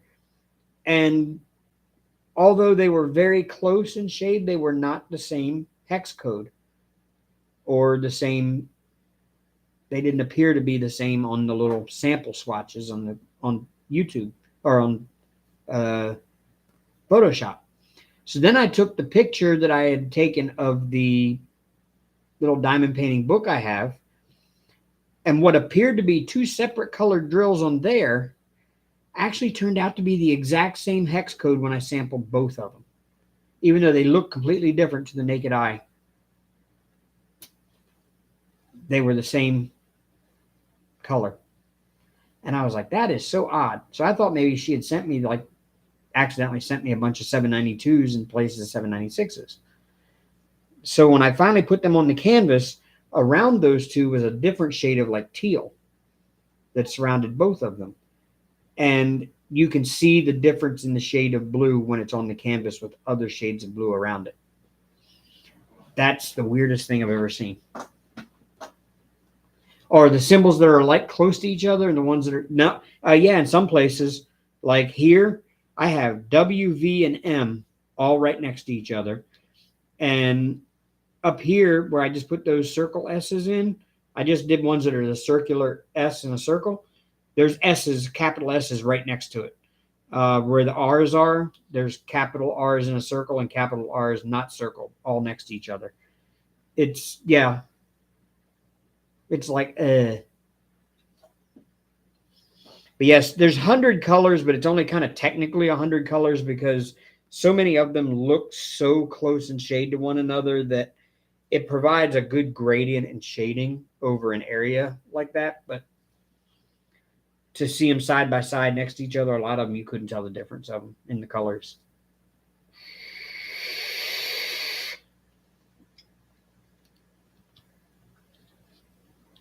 But that's where your detail comes from, is that slight difference in shade to create a gradient is what brings you your detail. So that's why they do it. It's kind of neat. It's really interesting seeing this come together. Like, it's even kind of too close for this camera, but this right here is the doorway goes up this way for the front of the castle. So it's like right there. And that's what you're looking at, is the door jamb. And then there's like a tunnel inside the door. This is inside the courtyard, the back wall behind that tunnel. And this is the arch of the door. And this is the lights going down the tunnel to the inside. Once I get this side over here done where Hank's laying now, then you'll see the whole doorway. And there's a little Mickey head right here that's a reflection of a Mickey head that's beside the door over here on a pedestal. There's a Mickey head right there, and there's a pedestal right there. And that's reflected in the pool of water down here.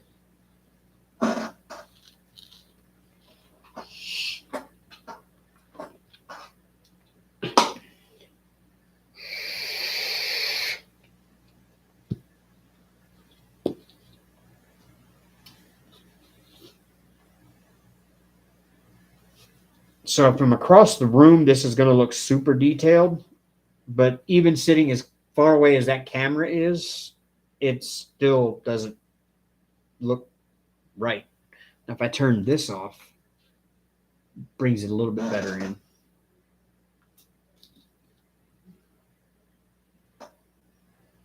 Now you can really see the reflecting pool, and you can see the door here reflected in the pool down here.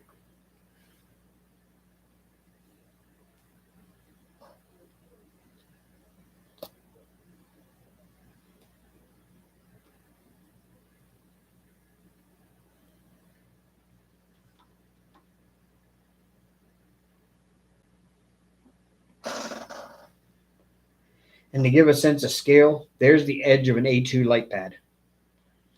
It goes right to the edge over here.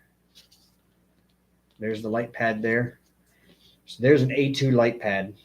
And that goes all the way to the top of the desk up here, just beyond the edge of the camera. And it goes all the way to the edge of the desk right here, where the edge of this painting is. So if I turn this up, you can see where the light pad is. And that's an A2.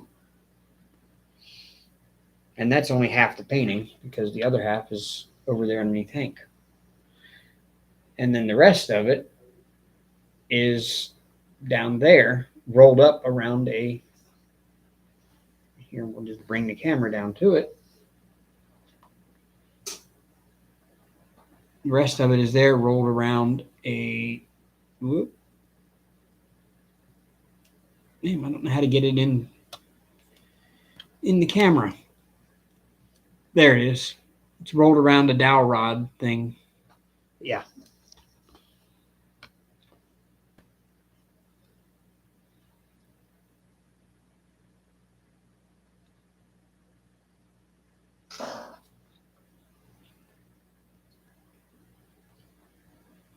What color was I working on again? D. Capital D. Capital D for Dave. Look at that.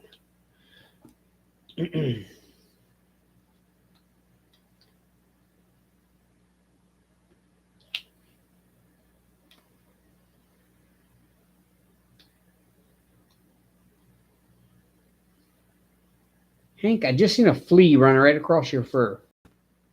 Do I need to get a flea collar? Huh? Do I need to get you a flea collar?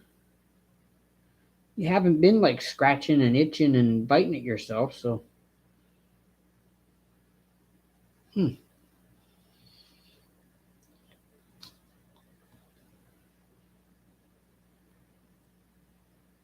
That was my biggest concern with this new job is I know how sensitive cats are to so many different types of things. Like the stuff that I spray my my hiking gear down with to keep from getting ticks and chiggers when I'm hiking.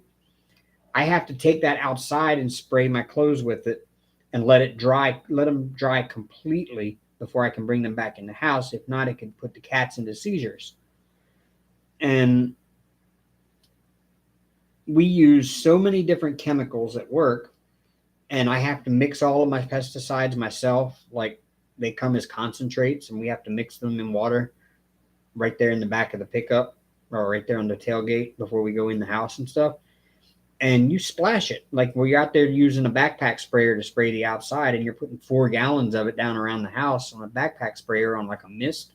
The wind blows it back on you and gets these chemicals on you and everything else. And I kind of worry about what I'm bringing home that could hurt these little kitties. I don't know, but so far nothing has bothered them yet.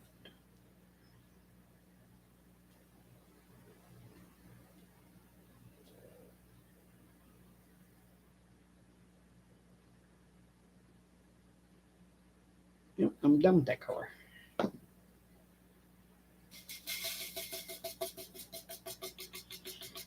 What time do it be? 10:15 already. Wow. Tonight has flown by, y'all, so far. Nobody's talking. Y'all fall asleep on me in there? Hello? Knock, knock, knock, knock, knock. Y'all fall asleep?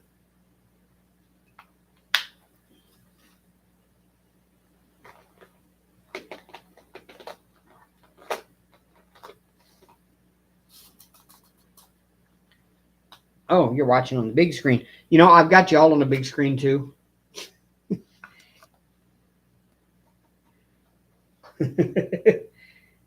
Y'all are all up on my 65-inch TV there, right in front of me.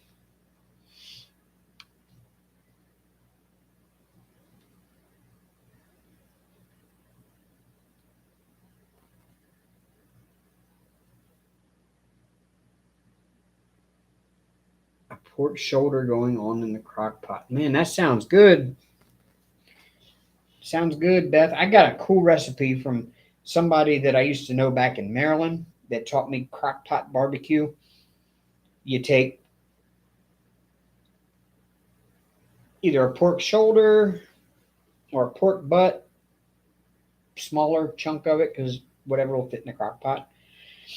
And then, or you could take a beef round roast, the one that kind of looks like a little pyramid with the big slab of fat on the bottom.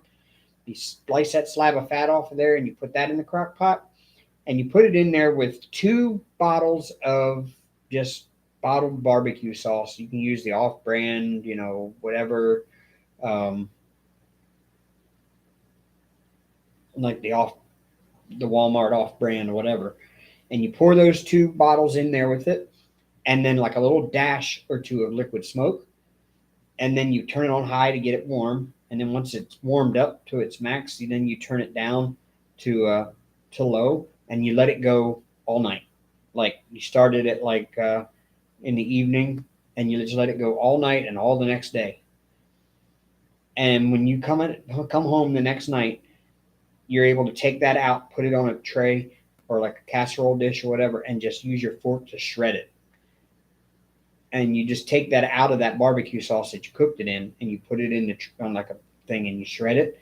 And then you take Sweet Baby Ray's or whatever your favorite barbecue sauce is, and you pour it on there and mix it up, and then you serve it like you would, pulled pork or shredded beef, brisket or whatever sandwiches, and it's so good.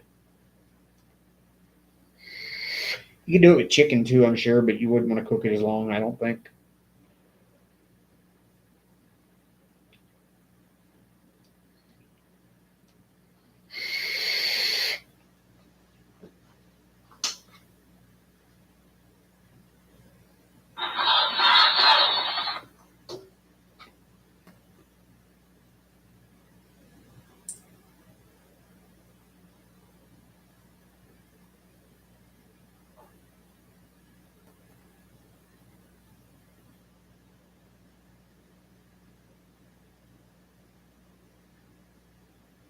Oh, did I freeze a while ago, y'all?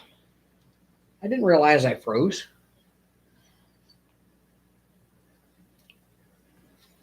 I got a text that said, "You froze." I'm like, oh.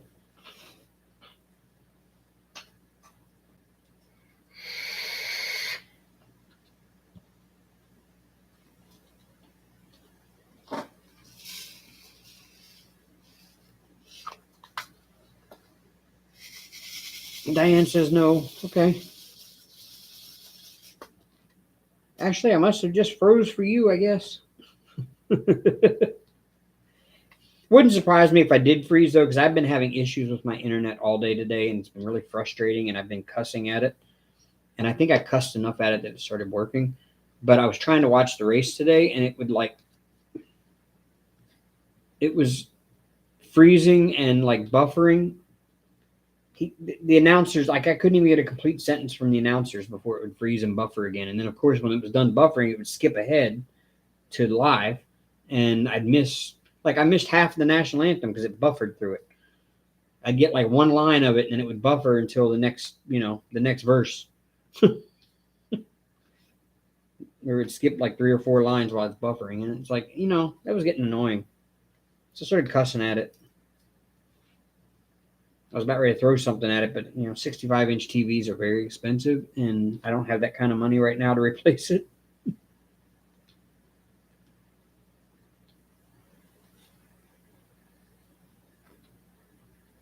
Slap Ya Mama seasoning. I have seen that stuff. I need to try it.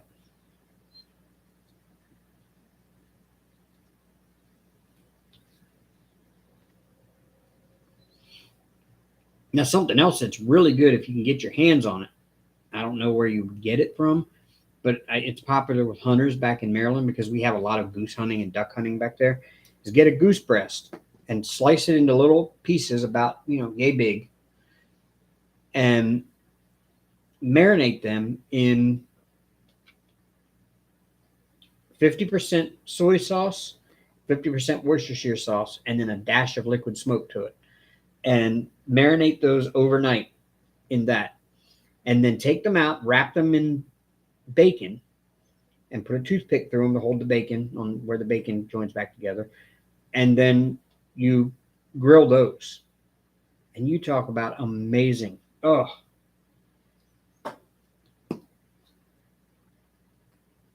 but you got to find goose breast, and that's not easy to find unless you hunt goose.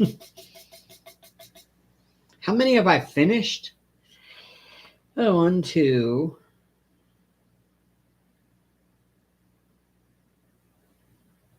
3, 4, 5,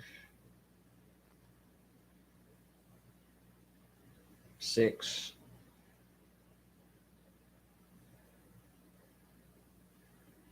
I don't know. I don't have that many finishes.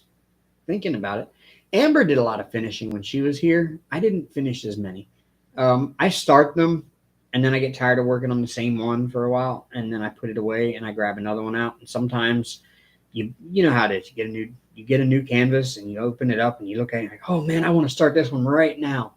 And you start on it, and then you kind of the one you were working on, you kind of put away and forgot about. Yeah, that happens with me. I'm a serial starter.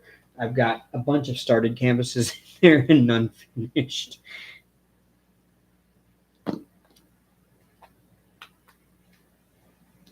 No, soy sauce would mix well. Soy sauce mixes really well with Worcestershire sauce and the garlic. Just leave a lot of the salt out because the soy sauce will supply the salt.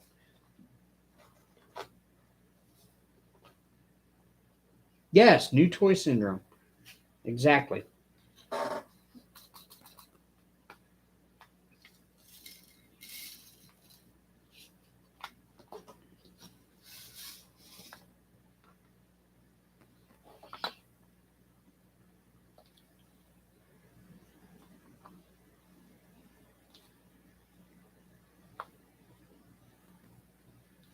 Ooh.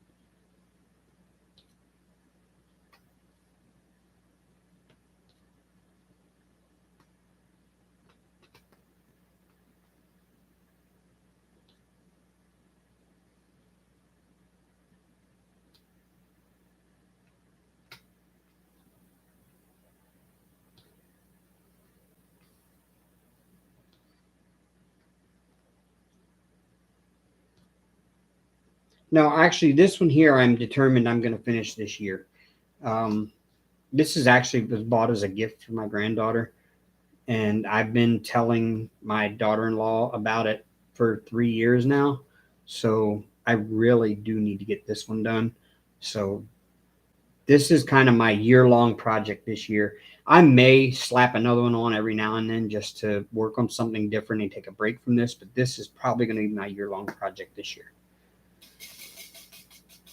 Slap your mama's is Cajun. Yeah, I've seen that in the store. I just never picked it up. I want to pick up some of the YouTuber. Well, he's a TikToker, really.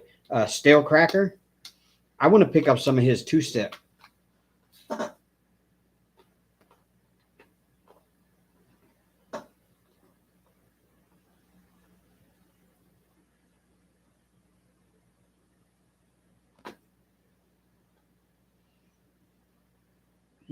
Circle Y. I ain't got none of them.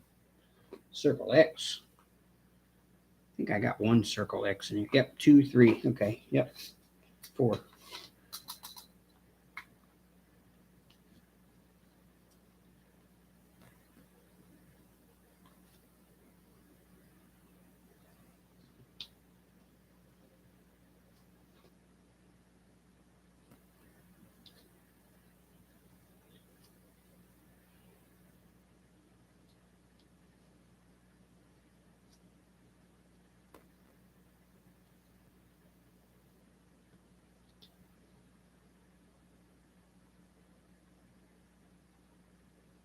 And that covered. Oh, nope, one more. One more.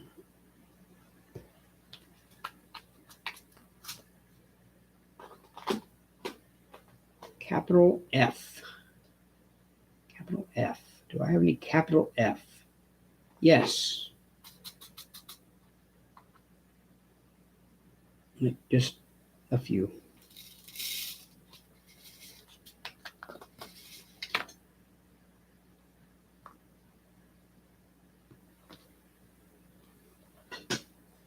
Hank, you're going to knock everything off my desk.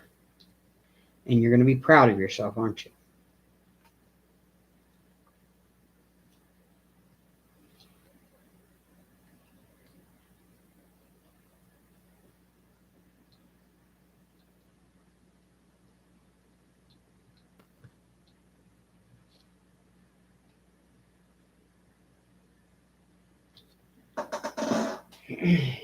Diane says, I did over 200 diamond paintings. I post some on Facebook a lot. Wow.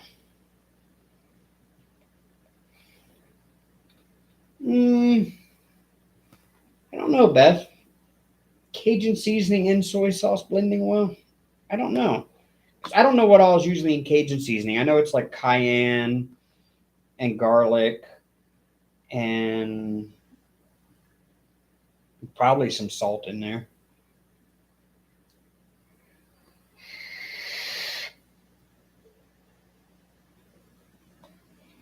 I mean, Ashley's from Louisiana. She might be able to tell you whether it would work or not.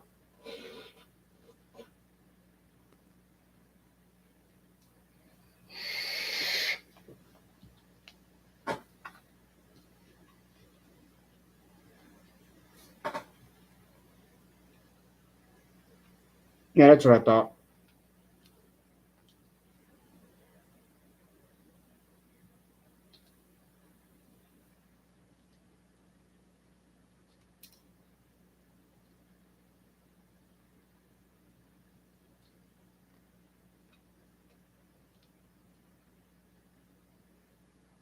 Hank, you okay, buddy?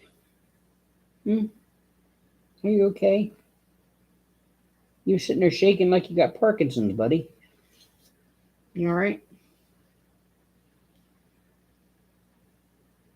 I could see him out of the corner of my eye. He was like shaking like this, like his head.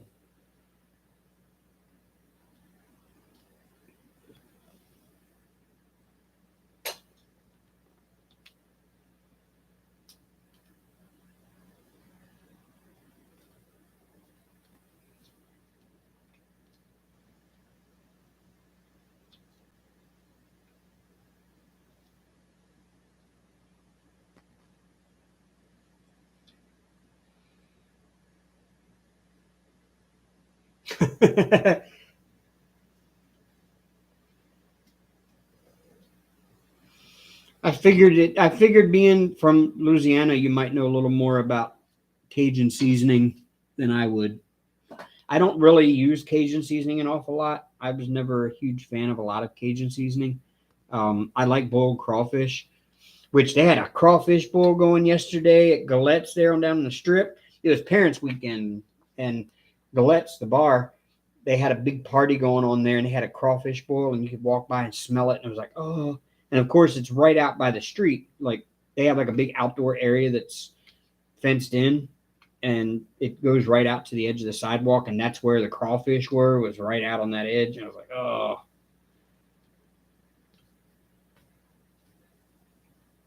I really wish I could have gotten in and gotten some crawfish yesterday.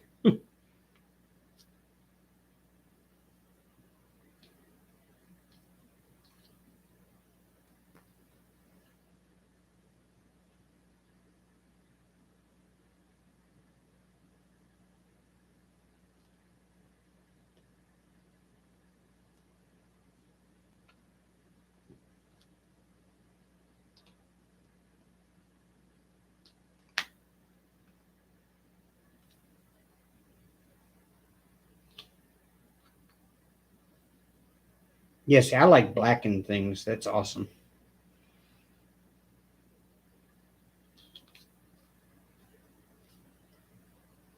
I can't remember where I got it, but I had a blackened, what is it? A blackened chicken sandwich, and it was so good. Spicy, whatever blackening seasoning, blackened or blackening seasoning they used. It was it was spicy, but it was good.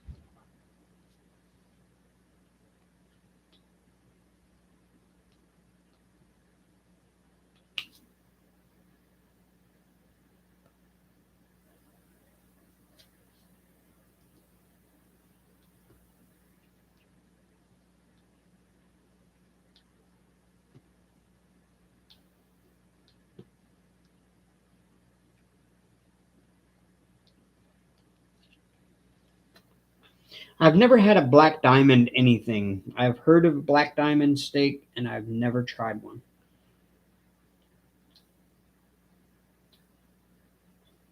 I'm not exactly sure what makes it a black diamond. I know it's popular in a certain region of the U.S., but I've never tried one.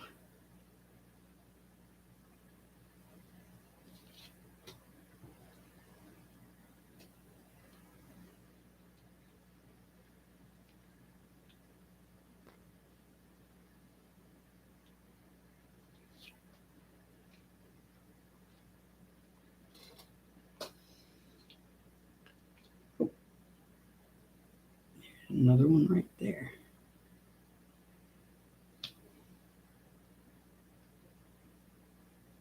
All right, I think I got all the capital F's. They got capital F's right next to capital E's.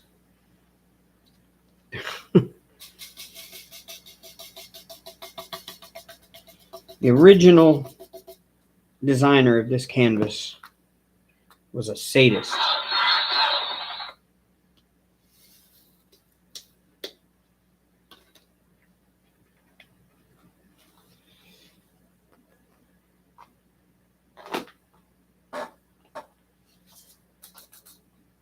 That marinade is really technical if I remember, with a lot of ingredients.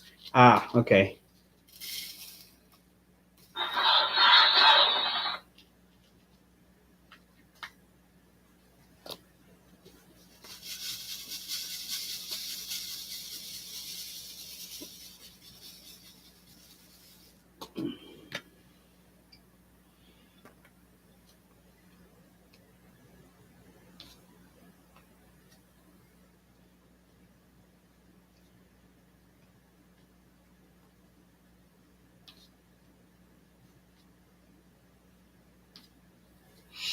I'm working on a candy bar diamond painting. Ooh, a candy bar one.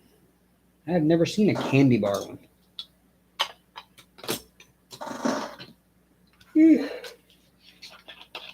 Mm.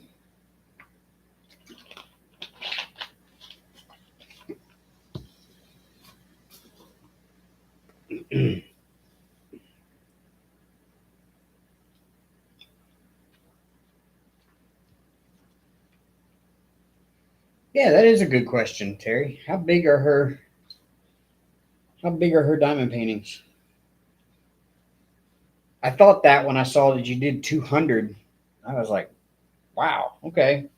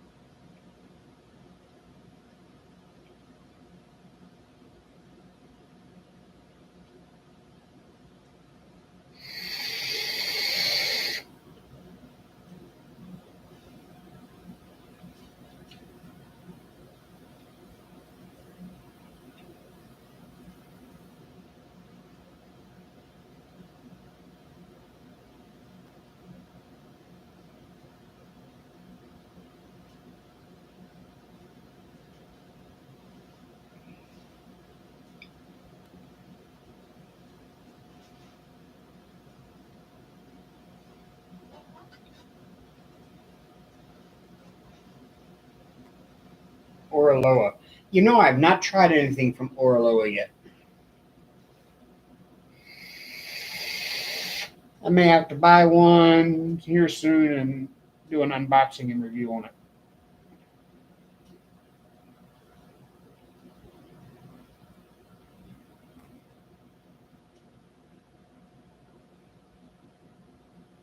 So yeah, Diane, how big are all the ones you do? Do you normally do just like smaller snack size ones and just pump out a lot of them, or?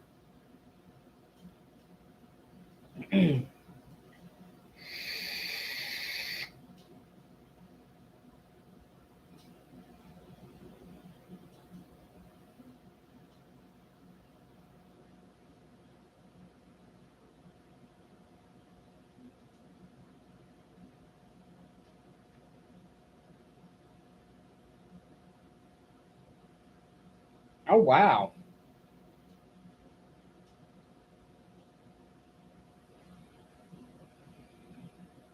Oh, you do DACs?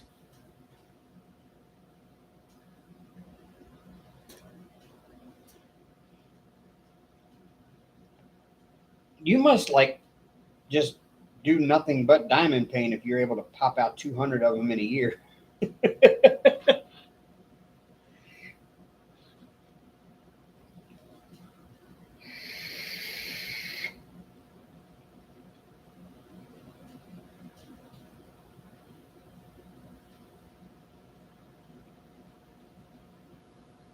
Oh, a couple years. Okay.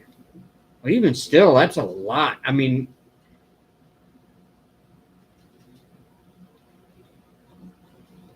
200 diamond paintings in a couple years is a lot.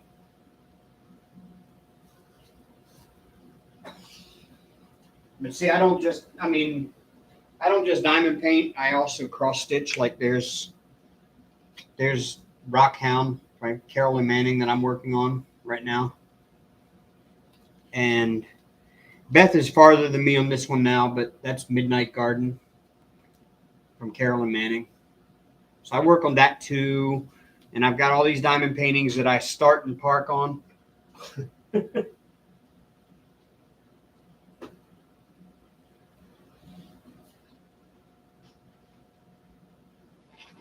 Hey, Cats Gallery. Hello.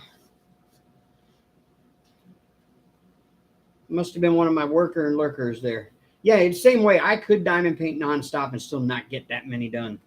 But again, I do kind of slow because even with these squares, I will sit and meticulously straighten each and every drill until it's perfect where I want it, and then do the next one. So I don't do a lot of multi-placing, and I will never multi-place rounds because that just drives my OCD nuts. Um,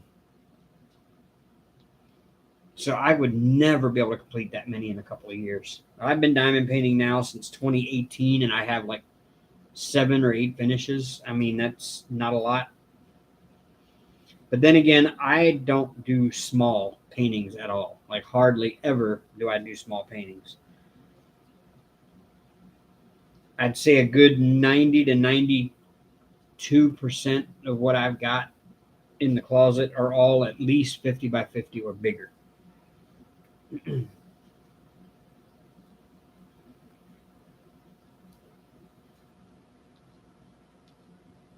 And I don't have anything under 40 by 60. If I do, it's not very many at all.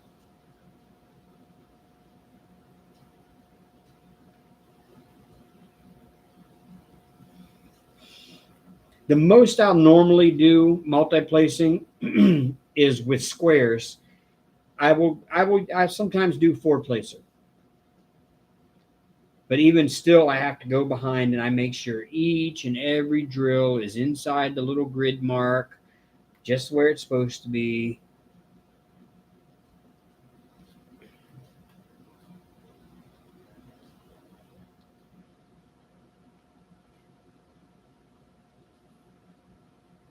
In large areas, I checkerboard.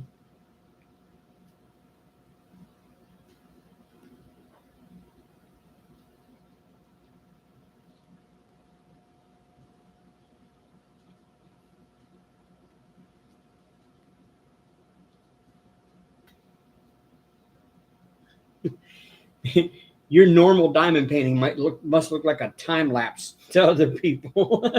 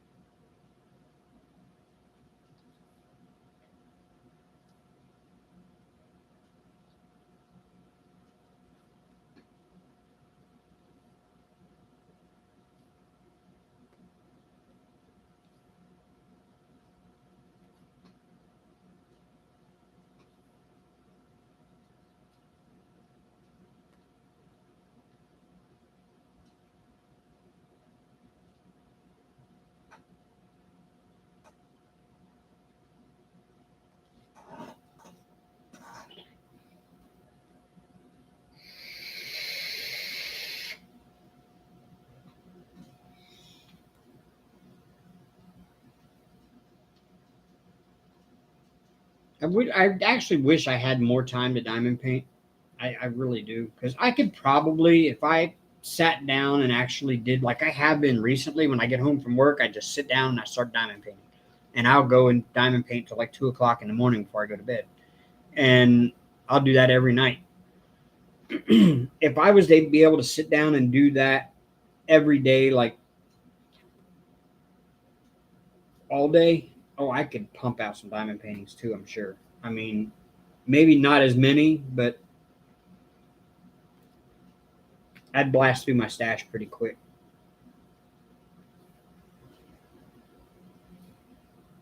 Because most of my stash is squares. I don't like doing rounds that much, but sometimes some of the paintings I find that I really like, I can't find in a square. I can only find it in a round. So I'll get it because I really want to do it.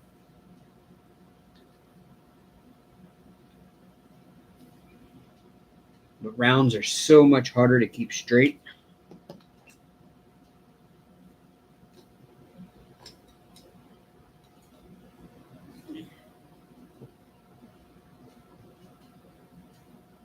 Where did I just put that one down at?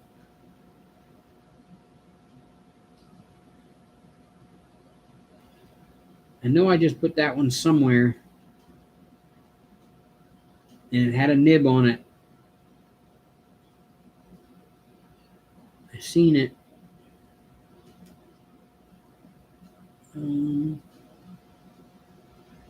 Oh, right there.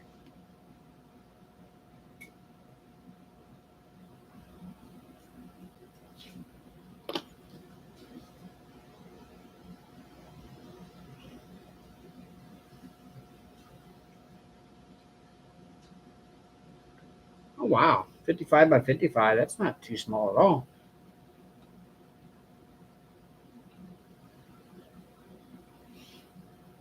I've done it all nighters. I've actually sat up.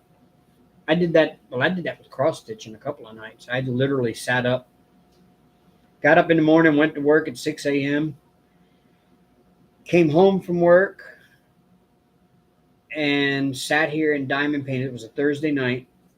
Sat here and cross stitched all night, literally, until it was time for me to leave to go to work the next day. Um, Went to work all day, came home and sat home and cross stitch. And I cross stitched while I was at work at that job. When I was at VO, I took a cross stitch with me because there were some days I just didn't have much to do, and I would sit in the van out on campus and sit there and cross stitch all day. Um, and I came home from work and I cross stitched more, and I made it until, oh, I don't know, what was it, 2, 3 o'clock in the morning. I made it 42 hours. If I'd have gone 6 more hours, I'd have made it 48 straight. So I've done that a few times.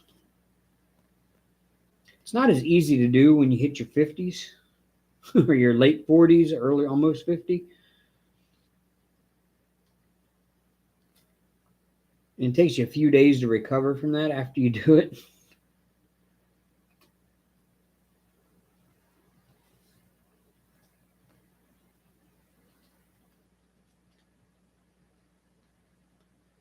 And it also develops a bad habit of not hearing alarms, which I've had that habit since long before now. That's I've learned how to block out noise in my sleep, so alarms don't really work on me very well.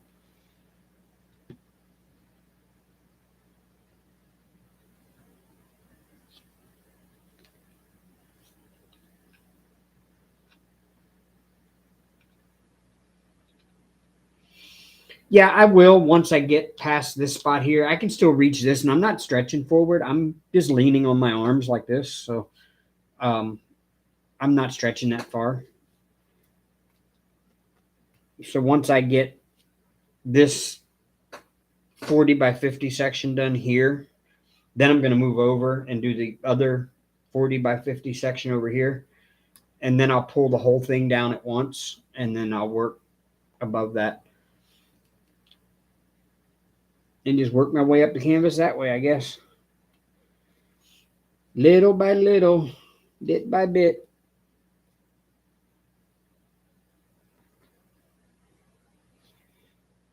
Now that I'm looking at it and looking at how big a 40 by 50 section is, that 165 doesn't seem as daunting as it once did.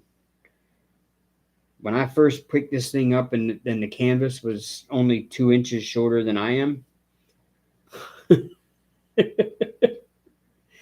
I was a little bit overwhelmed and thinking, oh, okay, yeah, this is probably going to hang in the closet forever and never get done. But actually, it was rolled up in the closet. I kept it rolled up in a shipping tube in the closet.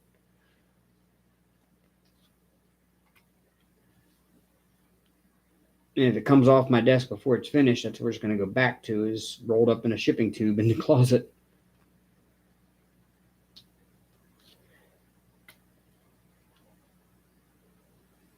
But no, I'm not stretching the way it looks. I'm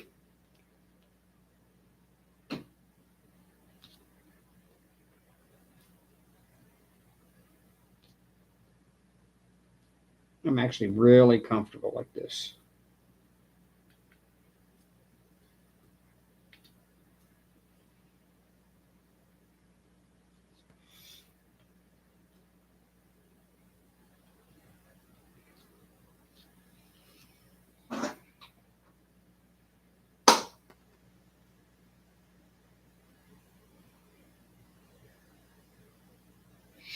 Yeah, Beth. I mean, like, it's like I tell everybody is when I was in the Navy, I was on an aircraft carrier. It's noisy up on that flight deck, like super noisy. But it's just as noisy right below that deck with all the noise and things that go on. Like my bunk was literally the top bunk. There were three high. I was on the top rack right below the little channel that the piston for the bow catapult goes through. Now, for most people that don't know, on the older carriers like the Kitty Hawk that use steam, they pulled a piston back and they locked it in place, and they dialed in the weight of the plane, and it would build up steam pressure behind that piston. So when they were ready to launch the plane, they pushed a button and it removed whatever was blocking that piston from moving, and that piston rockets forward down this long channel with a shuttle attached to the top of it that's hooked to the plane. And it shoves that plane forward with that piston all the way down to the front end of the deck, where the piston comes to a dead stop. Boom! And it makes a loud boom, bang noise, and the whole ship shakes. And not to mention, you get the whoosh of the piston with the steam power behind it and the plane engines going right over your head all night long. And you learn to sleep through that. So when you get out of the Navy, you've learned how to block that noise out and sleep through it. Alarm clocks they don't work. They just don't work. And then I drove truck for 10 years, and you end up backing in next to a guy with a reefer unit, and it sounds like you got a lawnmower running right outside your window all night long. You learn to block it out, and you learn to sleep through it. Alarm clocks, again, just don't work.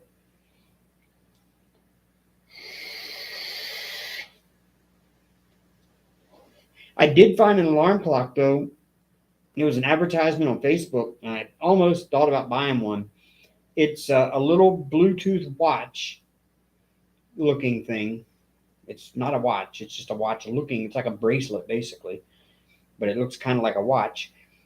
And you wear it on your arm, and it hooks to a Bluetooth clock that is sitting on your bedside. So when your alarm goes off, it sends a little shock to your wrist.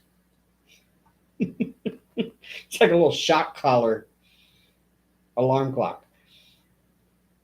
I think that would work, but I don't like rude awakenings, and to me that would be considered a rude awakening. I would probably throw the thing across the room and break it the first time I used it.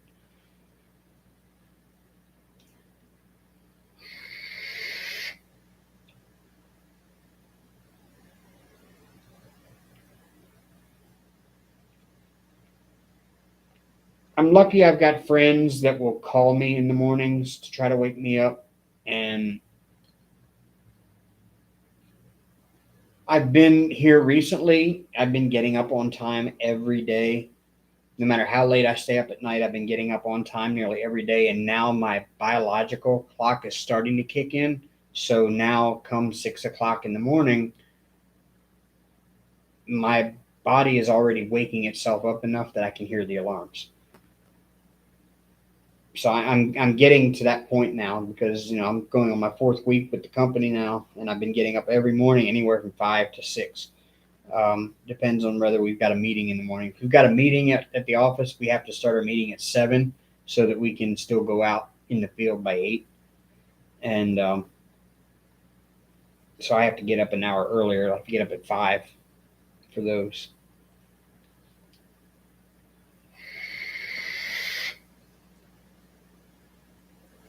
Yeah, see, the meds could really be playing a good part in that too, and there's maybe nothing you can do about that. But man, I don't know. I'm leery about trying like a shock collar bracelet that's hooked to a Bluetooth on an alarm clock. Something tells me it just would not be a pleasant morning to wake up like that, and then I would be in a bad mood all day.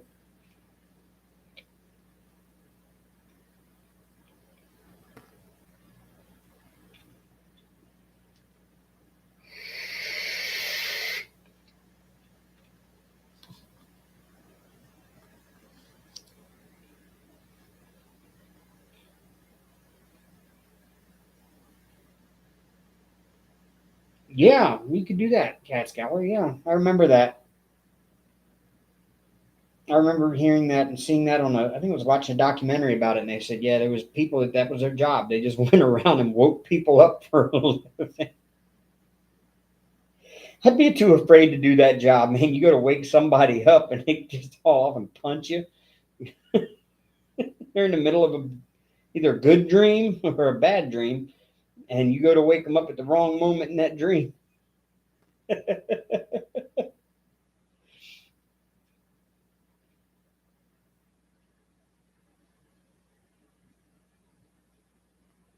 I mean, the queen had her own bagpiper that played right outside her window every day. Yeah, that's a good question. Who wakes up the waker upper?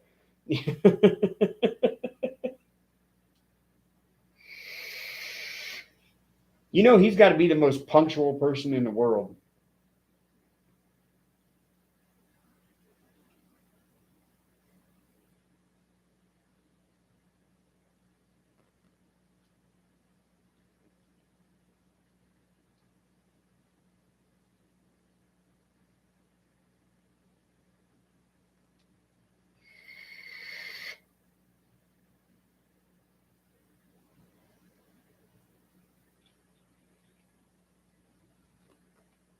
Ooh, I see a line there.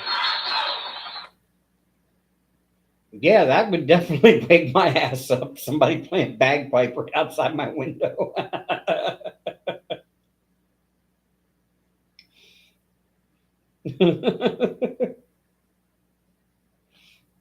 I went to a firefighter funeral one time, and lucky me, I got stuck standing right next to the bagpiper.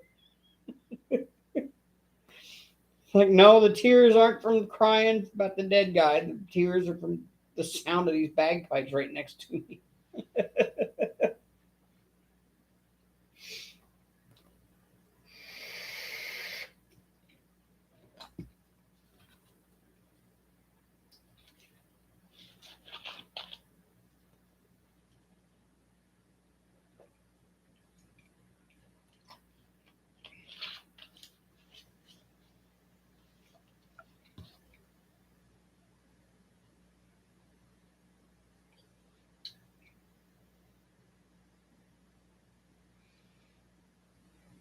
Yeah, but they're just so loud. I mean, I never, until I actually saw a bagpiper in person, I never realized how loud bagpipes were. I mean, you see them in videos and everything else. You know, growing up as a kid, you used to see them in videos, or you'd see them in like when they had like the royal wedding and they had the pipers and stuff.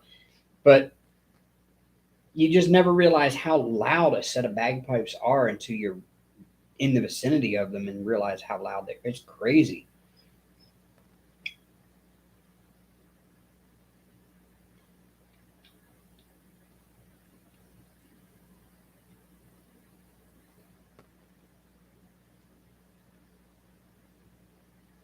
Different cell phone alarms remind me of each past relationship.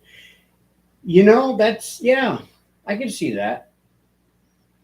I could actually, I mean, maybe not my past relationships, but I could actually equate each cell phone alarm to a different era of my life or a different period of my life.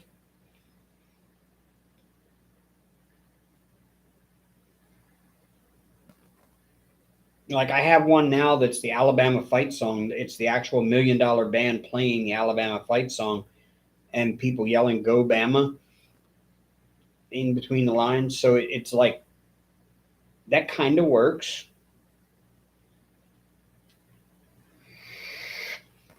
Here's my. Let's see if I can find it here. Uh, just help me turn on my alarm anyway. Um,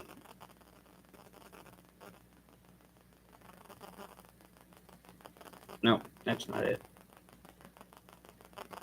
No, I set each alarm like okay. When I get up in the morning, when I set alarms for the morning, if I need to get up for an 8 o'clock start for a job, I'll set my alarm for 6, and then I'll set one for 6:15, 6:30, 6:45, and 7. And each individual alarm will have a different alarm tone. So that way it's a range of different sounds instead of the same sound over and over to where my brain gets used to it.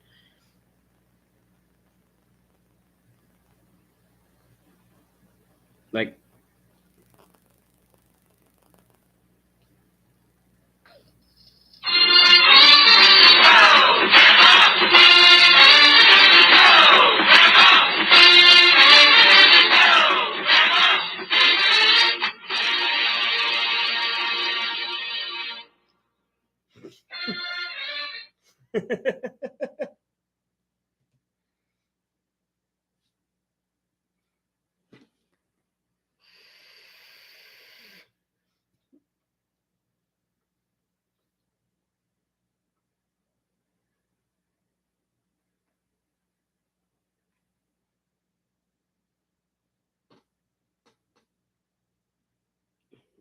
Hank is sitting here staring at me. So that must mean it is close to 11 o'clock. It is 11 o'clock. Okay, now I understand why you're sitting here staring at me now. You got up from your laying down there and relaxing to sitting up and staring at me, which means you know what time it is.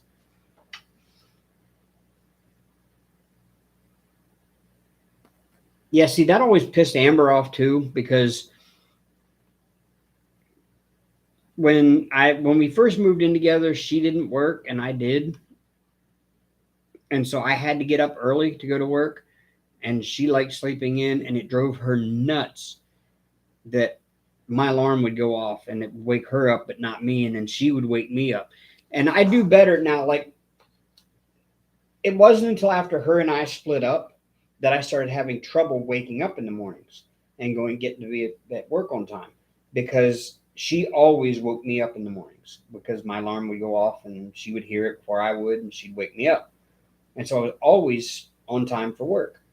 But after her and I split up and she moved out, I didn't have that other person to wake me up every morning. And I still kind of struggle with it. But she hated it. She didn't have to work. She didn't want to wake up. My alarm would go off at 5:30, 6 o'clock every morning, and she got so mad at me. I'm like, well, sorry. I got to get up and go to work. We need money.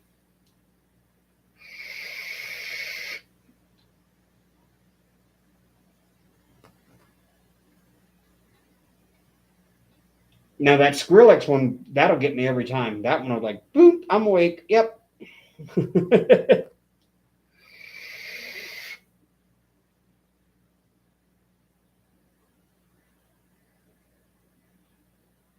And then when my drunk neighbors wake me up, yeah, they're usually at work when I'm getting up in the morning. They work nights, like on a regular weeknights. They work. They've told me they work nights. So because I've told them, I said I apologize for any noise we had because, like on a Sunday night when Amber and I would go live here at the desk, we were facing the wall that separates our apartment from theirs, and we would get loud during our lives. And I had to apologize to neighbors one Monday. I was like, man, I'm so sorry about the noise in our apartment on Sunday nights, if we're keeping you awake. And they're like, no, no, we work nights. You're good. Oh, the Skrillex one? Yeah. Um, that's my Friday alarm at 5:15.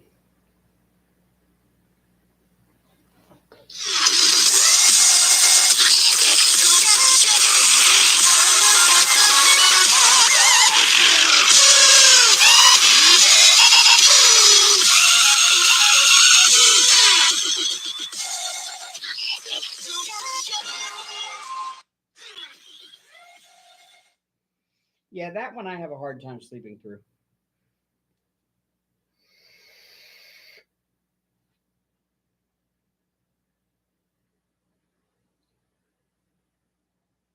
Because, like I said, I'll set my 6 a.m. for the Dama fight song, and then I've got one for 6:15. 6:30 is normally the Skrillex one, and that's the one that wakes me up. So that's what you should do is set the sequential ones, Beth, and use that one as like your third one. So the first two kind of like work a little bit in your subconscious and you don't realize it, and then that one will wake you up if it's the third one.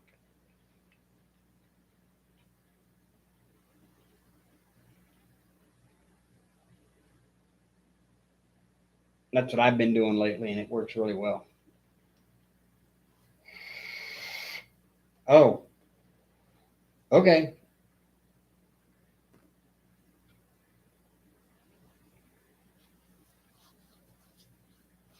All right, y'all. It's time to go because little Hank here is staring at me like he's going to rip my eyeballs out. So I guess it's time for him to get good food. Oh, that head just snapped right around and looked at me. So yeah, and that's usually a signal that it's time for my live to come to an end for yet another week. I will be back next week, same time, same channel. And he's shoving my stuff off my desk while he's scratching himself. And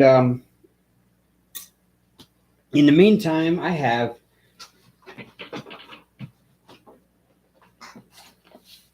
three DAC unboxings to do.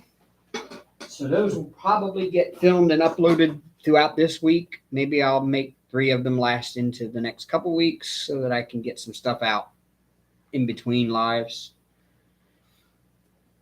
Hank needs his rest. He's been resting. He needs good food. Every time I say that, his eyes, he picks his head right up and stares at me like, huh, really? Time for that? Okay. So I will see you all next Sunday night. Until then, rock on, roll tide.